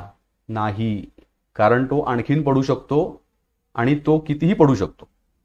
त्यामुळे स्टॉप लॉसचं डिसिप्लिन अत्यंत आवश्यक आहे. टार्गेट म्हणजे काय, तर जिथे तुमच्या दिशेने तो वर गेल्यावर कुठल्या पॉईंटला तुम्ही विकणार आहात त्याला टार्गेट म्हणायचं. 200 रुपयावरनं 210ला गेल्यावर विकणार असं तुम्ही म्हणला असाल तर 210 हे तुमचं टार्गेट आहे. तिथे गेल्यानंतर ग्रीड येता कामा नये. इथपर्यंत आलंय, जाईल 220ला. 2007 साली 21,000 पॉईंटला सेन्सेक्स जेव्हा गेलेला होता तेव्हा यावत ब्रोकर्स आणि सगळे सो कॉल्ड एक्सपर्ट्स 25,000 डेफिनेट जाणार असं सांगत होते. ह्याला ग्रीड म्हणतात. आणि तेव्हा झालं काय, तो 15,000ला आला. लोकांचे प्रचंड प्रमाणामध्ये पैसे 2008च्या क्रॅशमध्ये बुडले. याचं कारण ती ग्रीड होती. सो टार्गेट आणि स्टॉप लॉस या दोन्ही गोष्टी अत्यंत आवश्यक आहेत आणि त्या पॉइंटला ती ऍक्शन घेणं आवश्यक आहे. मी पुन्हा पुन्हा हे ठसवतोय तुमच्या मनावर, कारण हे फार महत्वाचं आहे. इथे जर का काही तुम्ही चूक केलीत तर तुमचे लॉसेस हे कितीही वाढू शकतात हे लक्षात घ्या. सो त्यापेक्षा कमी लॉस बुक करणं फायद्याचं असतं. कुठलीही स्ट्रॅटेजी परफेक्ट नसते, त्यामध्ये 100% वेळेला प्रॉफिट होईल असं कधीही होत नाही. Some losses will have to be booked आणि ते लॉसेस तुम्हाला बघायचं आहे काय की तुमच्या ओव्हरऑल सगळ्या ट्रेडिंगमध्ये तुमचे प्रॉफिट मेकिंग ट्रेड्स हे तुमच्या लॉस मेकिंग ट्रेड्सपेक्षा जास्त पाहिजेत. हा यातला सगळ्याचा की पॉइंट आहे. सो असं होणार नाही की you will not make losses, you will make losses, everyone makes losses, पण ते रिस्ट्रिक्ट करता आले पाहिजेत आणि प्रॉफिटेबल ट्रेड जास्त करता आले पाहिजेत, म्हणजे तुम्ही नेट प्रॉफिट चांगला कमावता. ओके. आता टार्गेट आणि स्टॉप लॉस हे डिसाईड कसे करायचे तो या वेबिनारचा पार्ट नाही. आपण जेव्हा टेक्निकल अनालिसिसवर वेबिनार घेऊ त्यावेळेला मी तुम्हाला हे इन डिटेल सांगेन की टार्गेट कसं ठरवायचं असतं, स्टॉप लॉसेस कसे ठरवायचे असतात. कारण हे तुम्हाला मला या बेसिसवर आता सांगता येणारच नाही, ते मला तुम्हाला टेक्निकल अनालिसिसमधनंच सांगावं लागेल. ते मी त्या वेबिनारमध्ये तुम्हाला सांगेन. ओके, आता हा आपण वेबिनार प्रश्नोत्तरांसाठी ओपन करूया.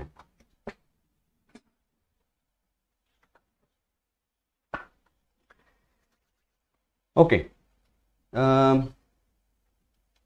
काही प्रश्न मला ऑलरेडी आलेले आहेत. तर ओंकार लेले असं विचारतायत की लॉंग अनवाइंडिंग आणि शॉर्ट कव्हरिंग बद्दल सांगा. तर ओंकारजी, मी तुम्हाला हे जे मगाशी एक्सप्लेन केलं स्क्वेअरिंग ऑफ, यालाच ॲक्च्युली लॉंग अनवाइंडिंग किंवा शॉर्ट कव्हरिंग दुसऱ्या भाषेमध्ये म्हणतात. कारण जी पोझिशन तुम्ही घेतलेली असते त्याच्या उलट पोझिशन घेणे म्हणजे स्क्वेअरिंग ऑफ, आणि तेच लॉंग अनवाइंडिंग आहे किंवा शॉर्ट कव्हरिंग आहे. तुम्ही शॉर्ट केलं असेल तर ती शॉर्ट पोझिशन तुम्हाला जर कॅन्सल आउट करायची असेल तर तुम्हाला तेवढी क्वांटिटी विकत घ्यायला लागते. सो त्यालाच शॉर्ट कव्हरिंग म्हणतात. Okay, to cover your position.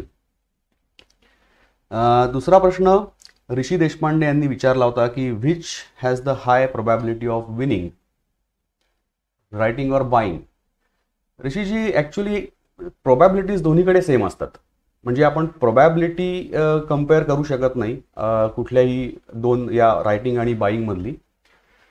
पण तुम्हाला हे कॅल्क्युलेशन करता येतं की तुमचा पोटेन्शियल लॉस किंवा पोटेन्शियल प्रॉफिट किती. So market can go either way, right, वरती किंवा खाली. आता ह्याच्यामध्ये तुम्ही प्रोबॅबिलिटी कॅल्क्युलेट केली तर ती 50-50% असते.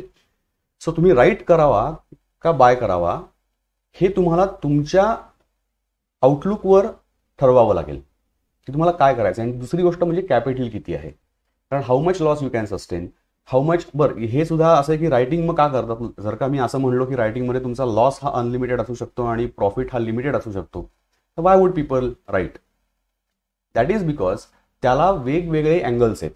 कॉल म्हणून मी मगाशी थोडं सांगितलं की I cannot really go to deeper into that because of the time constraint. पण कॉल रायटिंग हे हेजिंग स्ट्रॅटेजीमध्ये वापरलं जातं बऱ्याच वेळेला. फॉर एक्झाम्पल, माझ्याकडे ऑलरेडी 1000 शेअर आहेत. ओके, आणि ही प्राईस जर का मी आता याच प्राईसला 200 रुपयाचंच एक्झाम्पल आपण घेऊ, त्या प्राईसला जर का मी कॉल ऑप्शन राईट केला तर मी काय करतोय, I am writing the call. So I am bearish on the market. Now if it falls, what will happen.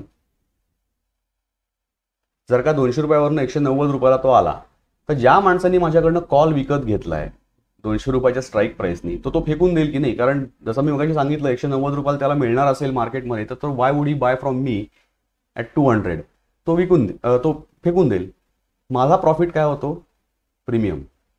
So हा प्रीमियम मला मिळत राहतो if I keep rolling that option. So हे सगळं जास्त ऑपरेशनल आहे आणि थोडं जास्त डीप आहे. पण रायटिंग आणि बाईंग दोन्हीमध्ये इक्वल ऑपॉर्च्युनिटीज असतात तुमच्या कॅपिटल ॲडिक्वसीप्रमाणे आणि तुमच्या व्ह्यू पॉईंटप्रमाणे. सागर कुलकर्णी विचारतायत की चेक ओपन इंटरेस्ट और he has also mentioned theta, alpha, gamma, they affect the premium. You are right Sagarji, पण पुन्हा एकदा तो पार्ट जो आहे तो या वेबिनारचा विषय नाही आहे, कारण तो बराच डीप आहे. हे तुम्ही जे म्हणताय theta, alpha, gamma, beta, all these things are called option Greeks. आणि हे ऑप्शन ग्रीक्स जे असतात ते इवन रो हा पण एक ऑप्शन ग्रीक आहे. सो ऑप्शन ग्रीक्स हे बराच ॲडव्हान्स लेवलचा पार्ट आहे. तो बराच अभ्यास केल्याशिवाय कळणार नाही. इवन प्रीमियम अफेक्ट करणाऱ्या इतर अनेक गोष्टी आहेत. तुम्हाला प्रीमियम प्राइसिंग पण करता येतं. एक ब्लॅक शोल्स मॉडेल म्हणून एक ऑप्शन प्राइसिंग मॉडेल आहे, जे एक प्रसिद्ध मॉडेल आहे जगामध्ये. सो इट्स डीप मॅथमॅटिक्स आणि त्याच्यामध्ये बऱ्याच गोष्टी कन्सिडर होतात, कॉम्प्लिकेटेड कॅल्क्युलेशन्स असतात. So right now I really don't want to go into that. कारण आपण आपला वेबिनारचा जो मेन विषय होता तो हे फाउंडेशन बिल्ड करणे हा पर्पज होता. त्यासाठी मी हे फाउंडेशन बिल्ड या वेबिनारच्या माध्यमातून केलेलं आहे. पण त्याच्या आणखीन डेप्थमध्ये जायचं असेल तर ते या वेबिनारमध्ये आपल्याला अनफॉर्च्युनेटली करता येणार नाही. अविनाश अभ्यंकरांनी विचारलंय की डमी प्रॅक्टिस करता येते का, त्यासाठी वेबसाईट आहे का? अविनाशजी आहे, आणि मी असं म्हणेन की तुम्ही ॲक्च्युअली असं केलं पाहिजे. कारण या मार्केटमध्ये एंटर करण्यापूर्वी जर का तुम्ही थोडीशी डमी प्रॅक्टिस किंवा ज्याला आम्ही मॉक ट्रेडिंग म्हणतो, हे जर केलं तर तुम्हाला एक कॉन्फिडन्स बिल्ड व्हायला मदत होते विदाऊट स्पेंडिंग. पण तुम्हाला ह्याच्यामध्ये एक मी कॉशन पण देतो याबरोबर. काय होतं की आपण जेव्हा ॲक्च्युअली पैसे इन्व्हेस्ट करत असतो किंवा ट्रेड करत असतो मार्केटमध्ये, तेव्हा emotions play their part. Mock ट्रेडिंगमध्ये emotions don't play their part, कारण तुम्ही तुमचे पैसे त्यामध्ये इन्व्हेस्ट केलेले नसतात. हा महत्त्वाचा मुद्दा आहे, कारण तुम्ही मॉक ट्रेडिंगमध्ये यशस्वी व्हायला लागता तेव्हा तुम्हाला असं लक्षात येतं की मला कॉन्फिडन्स आलेला आहे आणि I am going to invest my real money now.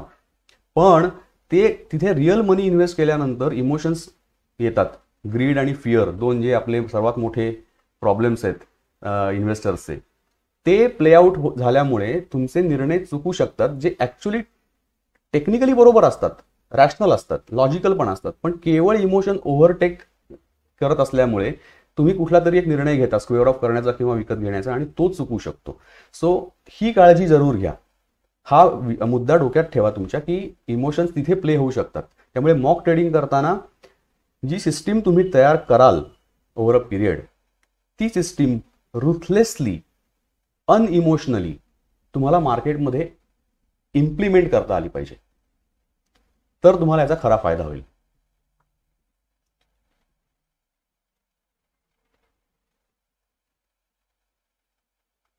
Okay, पुढे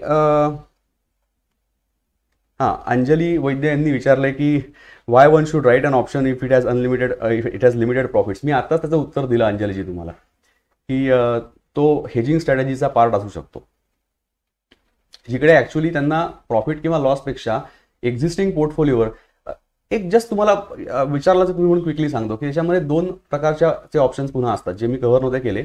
एकाला म्हणतात नेकेड ऑप्शन आणि एकाला म्हणतात कव्हर्ड ऑप्शन. नेकेड ऑप्शन याचा अर्थ तुमच्याकडे ऍक्च्युअली स्टॉक नसतो डीमॅट अकाउंटला, पण तरी त्यावर तुम्ही ऑप्शन राईट करता, किंवा तुमच्याकडे डीमॅट अकाउंटला त्या स्टॉकची क्वांटिटी असते आणि त्याच्यावरती तुम्ही ऑप्शन राईट करता. सो जेव्हा तुमच्याकडे ती क्वांटिटी असते तेव्हा त्याला कव्हर्ड कॉल म्हणतात, नसते तेव्हा नेकेड कॉल म्हणतात. नेकेड कॉलमध्ये तुम्ही म्हणताय तसं होतं की it has got limited profits, पण why people do it, because who want to take more risk. की नो प्रॉब्लेम, मला माहितीच आहे, I am sure about this, की मी कॉल राईट करतोय कारण हा स्टॉक पडणार आहे. असे लोक नेकेड ऑप्शन राईट करतात, पण नेकेड ऑप्शन राईट करणं हे अतिशय धोकादायक आहे. कव्हर्ड ऑप्शन राईट करणं हे त्या मानाने जास्त सेफ आहे, कारण जर का डिलिव्हरी द्यायची वेळ आली स्टॉकची तुम्हाला ती देता येते, कारण तुमच्याकडे ते स्टॉक्स ऑलरेडी डीमॅटला असतात.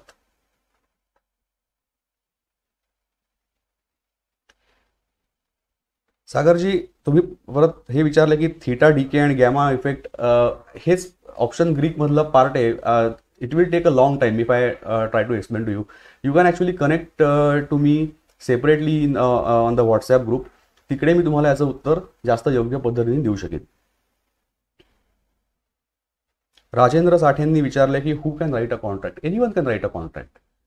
ऑप्शन रायटिंग हे सगळ्यांना अलाउड आहे. जसं ऑप्शन बाईंग सगळ्यांना अलाउड आहे तसं ऑप्शन रायटिंग सुद्धा सगळ्यांना अलाउड आहे. ब्रोकरशी एकदा तुमच्या बोलून घ्या की मार्जिन रिक्वायरमेंट किती आहे, कशा प्रकारे तुम्ही करू शकता. तुमचा ब्रोकर तुम्हाला हे सगळं सांगेल.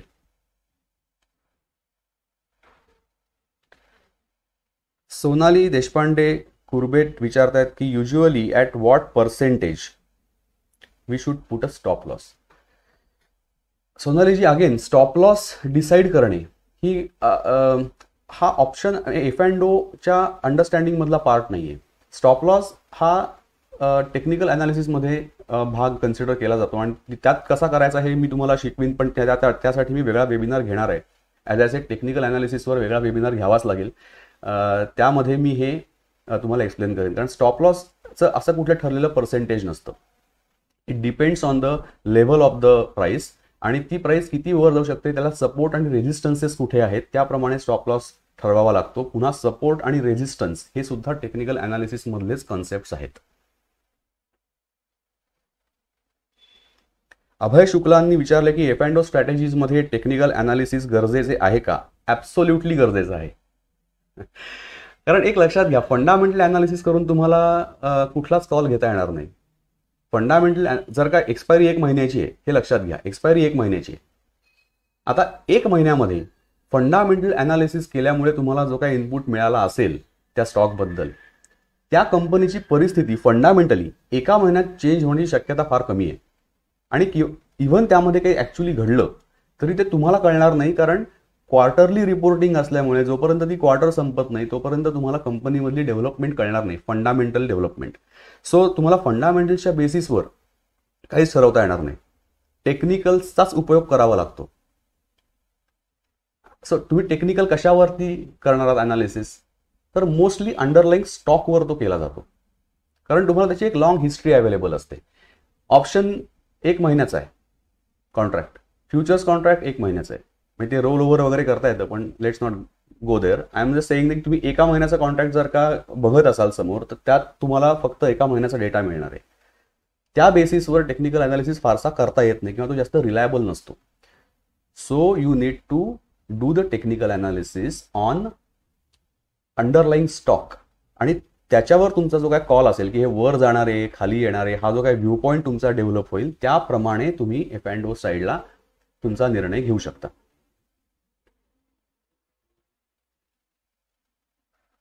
सुधील कुलकर्णींनी विचारलं की do you have any YouTube lecture or website, if yes please send. Absolutely Sudhilji, माझा यूट्यूब चॅनल आहे, त्याच्यावरती मी वेगवेगळे व्हिडिओज कॉन्स्टंटली दर आठवड्याला ॲटलिस्ट एक व्हिडिओ माझा अपलोड होत असतो, आणि त्यात मी वेगवेगळे विषय हाताळतो. गोल्ड असेल किंवा कंपाऊंडिंग ॲज अ कन्सेप्ट असेल, किंवा बजेटमध्ये परवा मी आपल्या कम्युनिटीवर जे सेशन घेतलं होतं ते सुद्धा तिथे अपलोड केलेलं आहे. स्टॉक मार्केटशी संबंधित मी जस्ट एक व्हिडिओ सिरीज सुरू केलेली आहे, त्याच्यामध्ये हळूहळू व्हिडिओ अपलोड करत नाही. सो हा चॅनल तुम्ही अमोल साठे रोड टू रिचेस असं सर्च केलं तर तुम्हाला हा चॅनल इमिजिएटली मिळेल. बिसाइड्स मी कॉमेंट बॉक्समध्ये त्या चॅनलची लिंक सुद्धा पोस्ट करीन. वेबसाईट सुद्धा माझी आहे www.amolsathe.in ही वेबसाईट आहे. हे प्रेझेंटेशन तुम्ही आज जे बघितलं वेबिनारचं, हे तुम्हाला त्या वेबसाईटवर रिसोर्सेस सेक्शनमधनं डाउनलोड करून घेता येईल, आणि त्याच वेबसाईटच्या कॉन्टॅक्ट अस सेक्शनमध्ये व्हॉट्सॲप ग्रुपची लिंक दिलेली आहे, तिथनं तुम्ही ती लिंक वापरून ग्रुप जॉईन करू शकता. त्यावर मी मेंबर्सच्या प्रश्नांची उत्तरं देतो आणि अनेक इन्व्हेस्टमेंट रिलेटेड पोस्ट किंवा ऑडिओ क्लिप्स पोस्ट करत राहतो.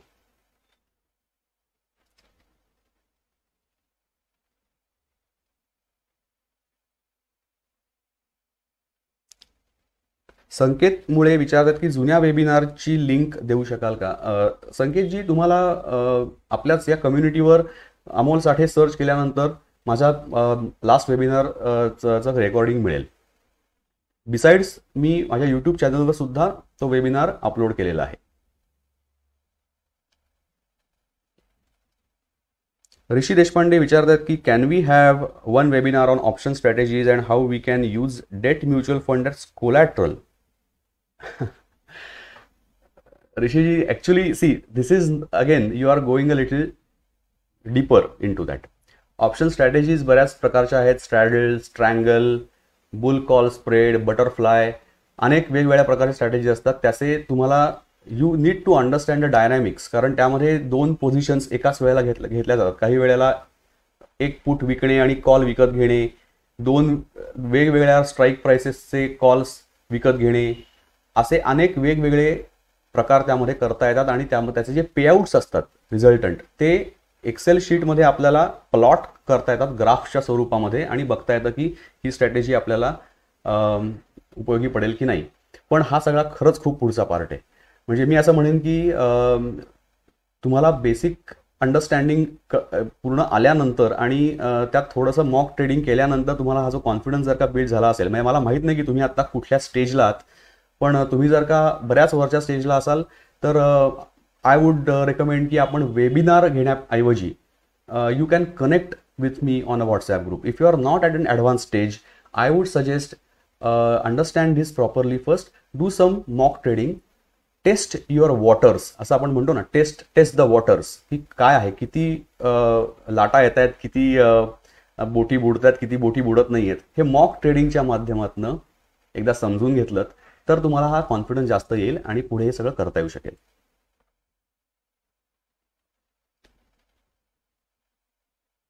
चैतन्य म्हस्कर विचारतात की why price falls when it goes near to expiry date. Good question Chaitanyaji. त्याला म्हणतात टाइम डीके. टाइम डीके याचा अर्थ, डीके म्हणजे काय, सडणे किंवा कुजणे. टाइम डीके म्हणजे ऑप्शनची जी व्हॅल्यू आहे ती कमी कमी होत जाते as the expiry comes near. पुन्हा एकदा कॉमन सेन्सचं उत्तर तुम्हाला मी देतो की का असं होतं.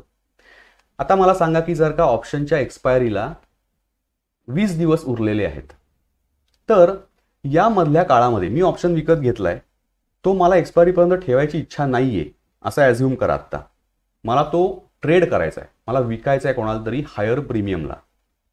ठीक आहे. मधल्या काळामध्ये जी चढउतार जे होतील स्पॉट प्राइसमध्ये, ते चढउतार व्हायची शक्यता किंवा प्रोबॅबिलिटी ही 20 दिवसांमध्ये जास्ती आहे. पण 5 दिवस उरले असतील एक्सपायरीला तर ती शक्यता कमी आहे. करेक्ट. जेवढा वेळ अवेलेबल असेल तेवढी ती वधघट होणं हे जास्त प्रोबॅबल आहे. वेळ कमी उरला असेल तर ती वधघट किती होईल सांगता येत नाही. 5 दिवस आहेत, मे बी होणार पण नाही, एकाच दिशेने जात राहील किंवा साईडलाईन होत राहील असंही होऊ शकतं. सो ही जी प्रोबॅबिलिटी जास्त आहे वधघट होण्याची, त्याच प्रमाणात माझं प्रॉफिट पोटेन्शियल पण जास्ती आहे. कारण मला पाहिजे ना हे वर जायला. जर का मी कॉल ऑप्शन घेतला असेल तर मला वर जायला पाहिजे. मग तो वर जाईल की नाही ही शक्यता 20 दिवसांमध्ये जास्त आहे, 5 दिवसांमध्ये कमी आहे. त्यामुळे जरी मी एक्सपायरीच्या अलीकडे 5 दिवस तो ऑप्शन घेतला आणि ती वधघट जरी झाली तरी सुद्धा त्याच्या ऑप्शनमध्ये फार फरक पडत नाही. ह्याला टाइम डीके म्हणतात इन सिम्पल टर्म्स. बाकीच्या गोष्टी राहू देत, परत आता जस्ट कन्सेप्च्युअली सांगतो की ह्याला म्हणतात टाइम डीके. आणि म्हणून ती प्राइस कमी कमी होते किंवा जास्त त्याची वाढ होत नाही त्या प्राइसची. तो डल होतो ऑप्शन. आधी तो असा हालत असतो, नंतर तो फक्त असा हालायला लागतो. हा टाइम डीके आहे.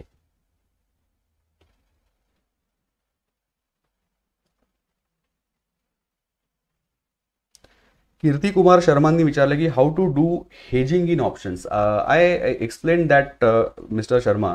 Hedging in options is done by protecting the profits that you have made by buying a put option. In a simplest terms, this is the essence of hedging. Okay, buying a put option protects your profit because if the price falls, spot price, in the spot market you see some kind of diminution in your profit, but that is replenished or compensated by rise in the option price. So it is use for hedging. हे actually long term ऑप्शनसाठी पण applicable आहे. म्हणजे long term options लोक घेतात. आता what I am doing right now in the family office that I am managing, what we do, आत्ता आम्ही huge प्रॉफिटवर बसलेलो आहोत इक्विटी पोझिशन्समध्ये, स्पॉट पोझिशन्सला. But I am uncomfortable with this level of market. I am uncomfortable with the high valuations. So मी काय करतोय आत्ता, तर मी मोठ्या प्रमाणामध्ये पुट ऑप्शन्स विकत घेतोय. माझ्या आत्ताच्या लेव्हलच्या 10% out of the money options मी विकत घेतोय. हे पुन्हा out of the money, let's not get all that.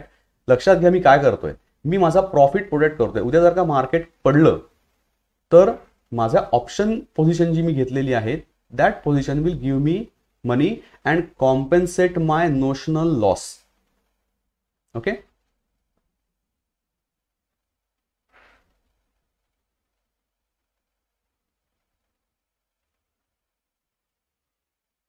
Malati Nadgauda विचारतात की यूट्यूबवर रेकॉर्डेड लेक्चर्स आहेत का. मालतीची 2 लेक्चर्स तर आहेत. म्हणजे मी आपल्या कम्युनिटीवर जे बजेट सेशन घेतलं होतं त्याचं रेकॉर्डिंग आहे आणि मागचा जो वेबिनार केला होता त्याचंही रेकॉर्डिंग आहे.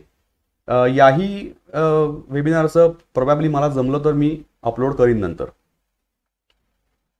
सागर कुलकर्णी विचारते चुकून पोझिशन स्क्वेअर ऑफ नाही झाली थर्सडेला तर काय. सागरजी ॲक्च्युली असं होतं की तुम्ही जर का काहीच केलं नाहीत तर ती पोझिशन आपोआप स्क्वेअर ऑफ होते. काहीच केलं नाहीत मी असं का म्हणतोय, कारण मगाशी जे me quickly I mentioned about the role over. तुम्हाला जर का ते कॉन्ट्रॅक्ट रोल ओव्हर करायचं असेल तर एक कॉस्ट ऑफ कॅरी नावाचा प्रकार असतो, काही अमाऊंट असते, ती भरून तुम्ही तेच कॉन्ट्रॅक्ट पुढच्या महिन्याच्या एक्सपायरीला एक्सटेंड करू शकता.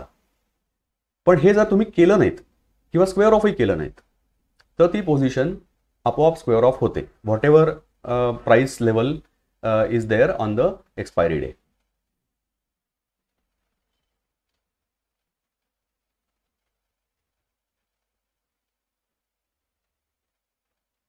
अभय शुक्लांनी विचारलंय की can we use debt fund for trading and F and O market without actual मनी.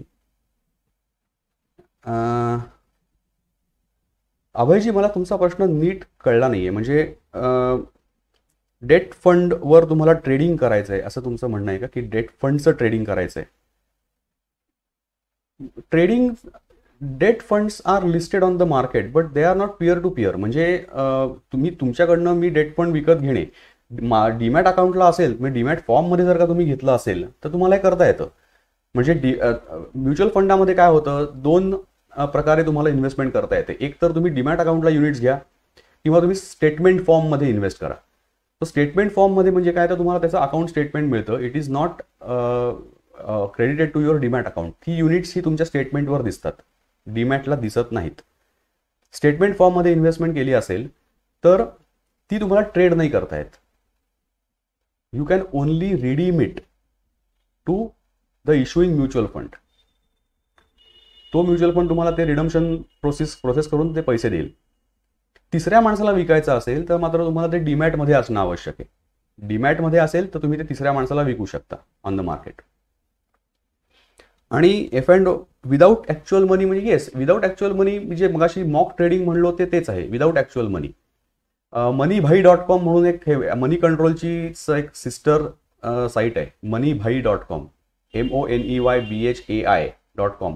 याच्यावरती तुम्हाला एक अकाउंट क्रिएट करता येतो आणि त्याच्यावर मॉक ट्रेडिंग करता येतं. म्हणजे that website has a program ज्यामध्ये तुम्ही एक तुमची पोझिशन टाकता की मी या प्राइसला हे घेतलं आणि या प्राइसला स्क्वेअर ऑफ केलं असं, तर ते तुम्हाला सगळं बाकी कॅल्क्युलेट करून देतं की तुमचा P&L, प्रॉफिट अँड लॉस किती झाला वगैरे वगैरे सगळं. सो हे मॉक ट्रेडिंग तुम्हाला मनीभाईवर करता येईल.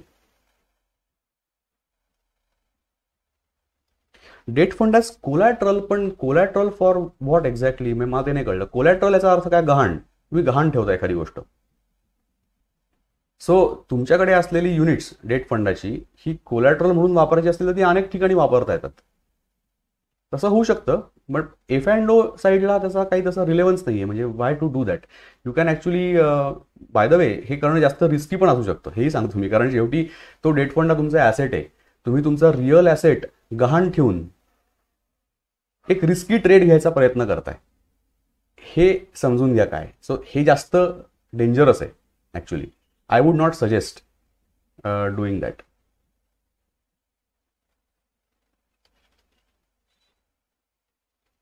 इक्विटी डिलिव्हरी पोझिशन हेजिंग कशी करता येईल असं पराग दातार विचारत आहेत. तेच मी सांगितलं परागजी की तुमच्याकडे जे इक्विटी पोझिशन असते डिलिव्हरीची ती तुम्हाला हेज करायची असेल तर त्या स्टॉकवर तुम्ही पुट ऑप्शन विकत घेतलात तर त्याचं हेजिंग होईल. कारण त्याच्यात त्या पोझिशनमधनं होणारा तुमचा नोशनल लॉस हा ऑप्शन तुम्हाला भरून देऊ शकतो. असं ते हेजिंग करतात. डिलिव्हरीमध्ये हेजिंग होत नाही, कारण as I said delivery spot मार्केटमध्ये होते. If you remember the beginning of our webinar, delivery happens in spot market, it does not happen in F and O market. त्यामुळे एफ अँड ओमध्ये फक्त वायदे बाजार आहे, तिथे कुठलीही डिलिव्हरी केली जात नाही. तुम्हाला कोणतेही शेअर्स मिळत नाहीत किंवा तुम्ही कोणतेही शेअर्स देत नाही आहात. आनंद जोशी असं विचारतात की how to convert physical shares to demat account. Anandji, ही स्टँडर्ड प्रोसिजर आहे actually. Just contact your broker to convert that. त्याचा एक फॉर्म असतो आणि त्याला एक सपोर्टिंग डॉक्युमेंटची एक चेकलिस्ट असते, ते पाठवतात तुम्हाला की हे सगळं द्या आणि तुम्हाला ते डीमॅटमध्ये कन्व्हर्ट करून मिळेल. इट्स व्हेरी इझी आणि ते खूप स्टँडर्ड आहे. म्हणजे त्यात काही खूप प्रॉब्लेम नाही आहे. तुम्ही जस्ट ब्रोकरशी बोलून तुम्हाला ते सगळं सांगेल. प्रत्येक ब्रोकरचं काही ना काहीतरी वेगवेगळं असेल त्यामध्ये प्रोसेस, ते तुम्हाला सांगतील, पण it's a very standard procedure.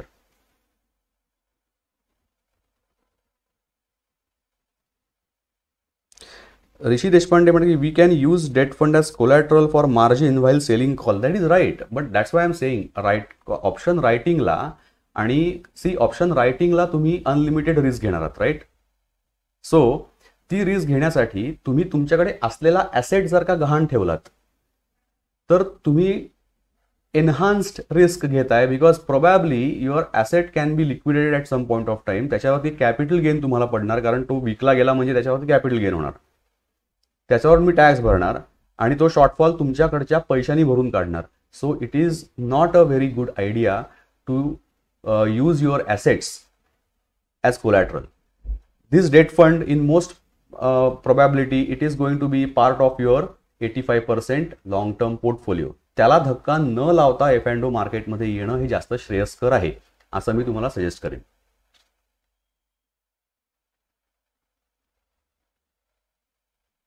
Girish मेहंदळे विचारतायत की सॅलरीड पर्सन इंट्राडे ट्रान्झॅक्शन्स करू शकतो का, आणि असेल तर किती लिमिट असते, त्याचा फॉर्म 16 वर काही फरक पडतो की ते डिक्लेअर करावे लागते का इन्कम टॅक्स फाईल करताना.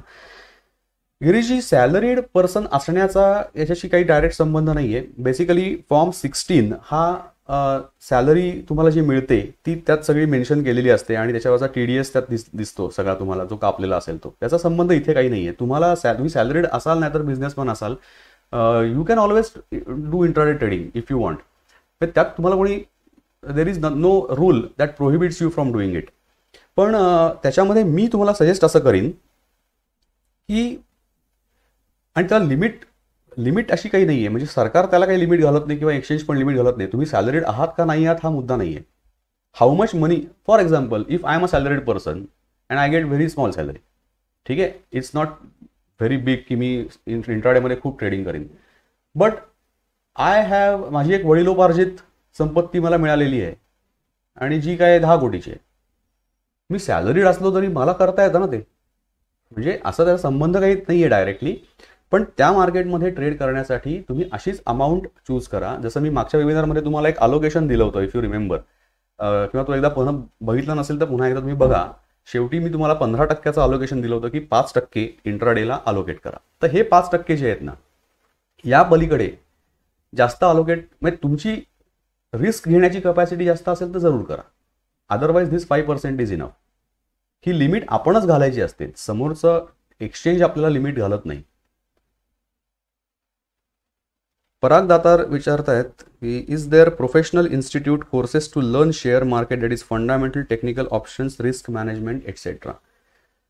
परागजी, येस, हे एक आहे. याच्यामध्ये पूर्णपणे तुम्हाला माहिती अनेक कोर्सेसमधून मिळू शकते. पण एक पुन्हा कॉशन मी तुम्हाला देतो की मी बऱ्याच कोर्सेसमध्ये हे बघितलं की त्यामध्ये मनी मॅनेजमेंट हा जो पार्ट आहे ना, जो स्टॉक मार्केटमधल्या इन्व्हेस्टमेंटचा 50% यशाचा वाटा त्या मनी मॅनेजमेंटचा आहे, तर ती मनी मॅनेजमेंट फारशी कोणी शिकवत नाही. That is the problem. म्हणजे they will teach you stock market, ते कसं चालतं, त्याच्यामध्ये इन्व्हेस्टमेंट कशी करतात, डीमॅट अकाउंट, ब्रोकिंग अकाउंट, सगळं सांगतील. हाऊ टू मॅनेज युअर मनी ही गोष्ट फंडामेंटल लेव्हलला फार महत्वाची जी असते ती फारशी यात शिकवली जात नाही. हा यात मोठा प्रॉब्लेम आहे. You can actually join the WhatsApp group. तिथे मी तुम्हाला ह्याचं उत्तर आणखीन इलॅबोरेट करून सांगू शकेन. ओमकार लेले म्हणतात, साधारण किती कॅपिटल असावं. Omkarji, it totally depends on how much money you have to invest. तुमच्याकडे असलेल्या पैशापैकी, म्हणून मी मागच्या वेळेला वेबिनारमध्ये अलोकेशन देताना ते पर्सेंटेजमध्ये दिलं होतं, कारण आय डोंट नो प्रत्येकाची इन्व्हेस्टेबल अमाऊंट वेगळी असणार आहे. सो मला हे सांगता येणार नाही की किती पैसे इन्व्हेस्ट करावेत, म्हणून मी पर्सेंटेजमध्ये बोललो होतो.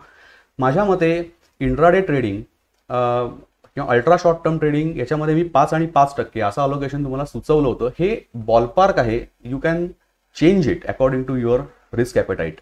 तुम्हाला जर का रिस्क जास्त घ्यायची असेल तर तुम्ही 10% पण करू शकता, असा काही प्रश्न नाही आहे. पण माझं ही एक बॉलपार्क फिगर आहे जी साधारणतः सेफ फिगर आहे. मग ह्याच्यानंतर तुम्ही ती खाली आणा, तुम्हाला रिस्क कमी घ्यायची असेल तर, किंवा वर न्या तुम्हाला रिस्क जास्त घ्यायची असेल तर. पण you can start thinking from 5% point and then you can change. Umesh Pathak म्हणतात की, can you please take separate seminar on call writing. Umeshji, मी सेमिनार तर घेऊ शकेन, नो डाऊट. पण त्यात काय प्रॉब्लेम आहे की त्यात खूप लोकांना जर का हे एकाच वेळेला अप्लाय होणार नसेल किंवा त्यांना ते युजफुल वाटणार नसेल, तर मग तो सेमिनार वेगळा घेण्यापेक्षा it's better to do a video on it.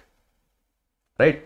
So तसा एक व्हिडिओ घेऊन मी वाटल्यास माझ्या यूट्यूब चॅनलला अपलोड करीन, जो तुम्हाला बघून त्याच्यावर मला प्रश्नही विचारता येऊ शकतात. As I said, WhatsApp group आपल्या सगळ्यांसाठी आहे.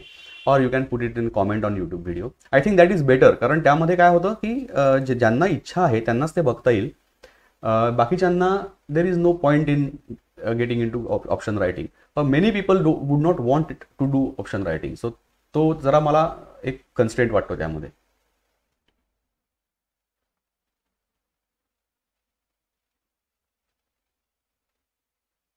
उमेश पाठक विचारतात, can we invest in Bharat bond? Absolutely Umeshji, Bharat बॉन्डमध्ये इन्व्हेस्ट तुम्ही नक्कीच करू शकता. भारत बॉन्ड हा माझ्या मते एक चांगला डेट प्रॉडक्ट आहे, कारण त्याच्यामध्ये या सगळ्या PSU कंपन्यांचे आणि गव्हर्नमेंट सिक्युरिटीजचे जो पोर्टफोलिओ आहे भारत बॉन्डमध्ये, हा एक हाय क्वालिटी डेट पोर्टफोलिओ आहे, म्हणजे फिक्स्ड इन्कम पोर्टफोलिओ आहे. आणि त्याचं यील्ड मला वाटतं आत्ता काहीतरी 7.5च्या आसपास आत्ता यील्ड टू मॅच्युरिटी बहुतेक असेल. I am not very sure about it, पण it's a good fund. It's a definitely good fund. It's an ETF by the way. So तुम्हाला तो स्टॉक मार्केटवर पण विकत घेता येऊ शकतो. पराग दातार म्हणतात की please share link to join WhatsApp group. Paragji, actually if you visit my website www.amolsathe.in, या वेबसाईटच्या कॉन्टॅक्ट अस सेक्शनमध्ये ही लिंक दिलेली आहे. You just need to click on the link and you will be able to join the group. Okay, so मला वाटतं आणखीन काही प्रश्न मला दिसत नाही आहेत. आय होप तुम्हाला हा वेबिनार आवडला असेल आणि उपयुक्त ठरेल तुमच्यासाठी गोईंग फॉरवर्ड. हा खूप एक्साइटिंग सब्जेक्ट माझ्यासाठी सुद्धा आहे, आणि ॲज आय सेड, आपल्या पोर्टफोलिओमध्ये सगळ्या प्रकारच्या रिस्क प्रोफाईल असलेल्या इन्व्हेस्टमेंट्स असायला हव्यात. सो ही हाय रिस्क हाय रिवॉर्ड इन्व्हेस्टमेंट आहे, ही असलीच पाहिजे, आणि लो रिस्क लो रिटर्न अशा प्रकारच्या ज्या सेफ इन्व्हेस्टमेंट्स असतात त्या सुद्धा असल्या पाहिजेत. सो हे अलोकेशन करणं महत्त्वाचं आहे. हा वेबिनार तुम्ही मागच्या वेबिनारचा संदर्भ घेऊन बघितलात तर तुम्हाला आणखीन चांगला पर्स्पेक्टिव्ह मिळेल, आणि माझी अशी आशा आहे की तुम्ही याचा सगळ्यात जास्त उपयोग करून घ्याल, जास्तीत जास्त फायदा करून घ्याल, कारण ह्याच्यामध्ये पोटेन्शियल खूप आहे. रिस्क मॅनेज करणे हा एकच याच्यातला की पॉईंट आहे जो तुम्ही करू शकलात तर risk potential is immense. So definitely पुन्हा एकदा बघा हा वेबिनार. तुम्हाला वाटल्यास वेबसाईटवरनं प्रेझेंटेशन डाउनलोड करून घ्या, व्हॉट्सॲप ग्रुप जॉईन करा. हे सगळं आपण पुढे नेऊया आणि अवेअरनेस पसरवा प्लीज. आपल्या कम्युनिटीमध्ये आपल्या लोकांना हा अवेअरनेस पसरला पाहिजे, त्यांना कळलं पाहिजे हे सगळं, कारण आपण हे सगळं करताना घाबरत असतो. ती भीती काढून टाकणं महत्त्वाचं आहे, आणि हे काम तुमचं सगळ्यांचं आहे. तुम्ही जरूर तुमच्या मित्रांना, नातेवाईकांना या प्रवाहामध्ये सामील करून घ्या, त्यांनाही शिकू देत, आणि आपण हे सगळं छान पद्धतीने, प्रॉफिटेबल पद्धतीने करूया. Happy investing.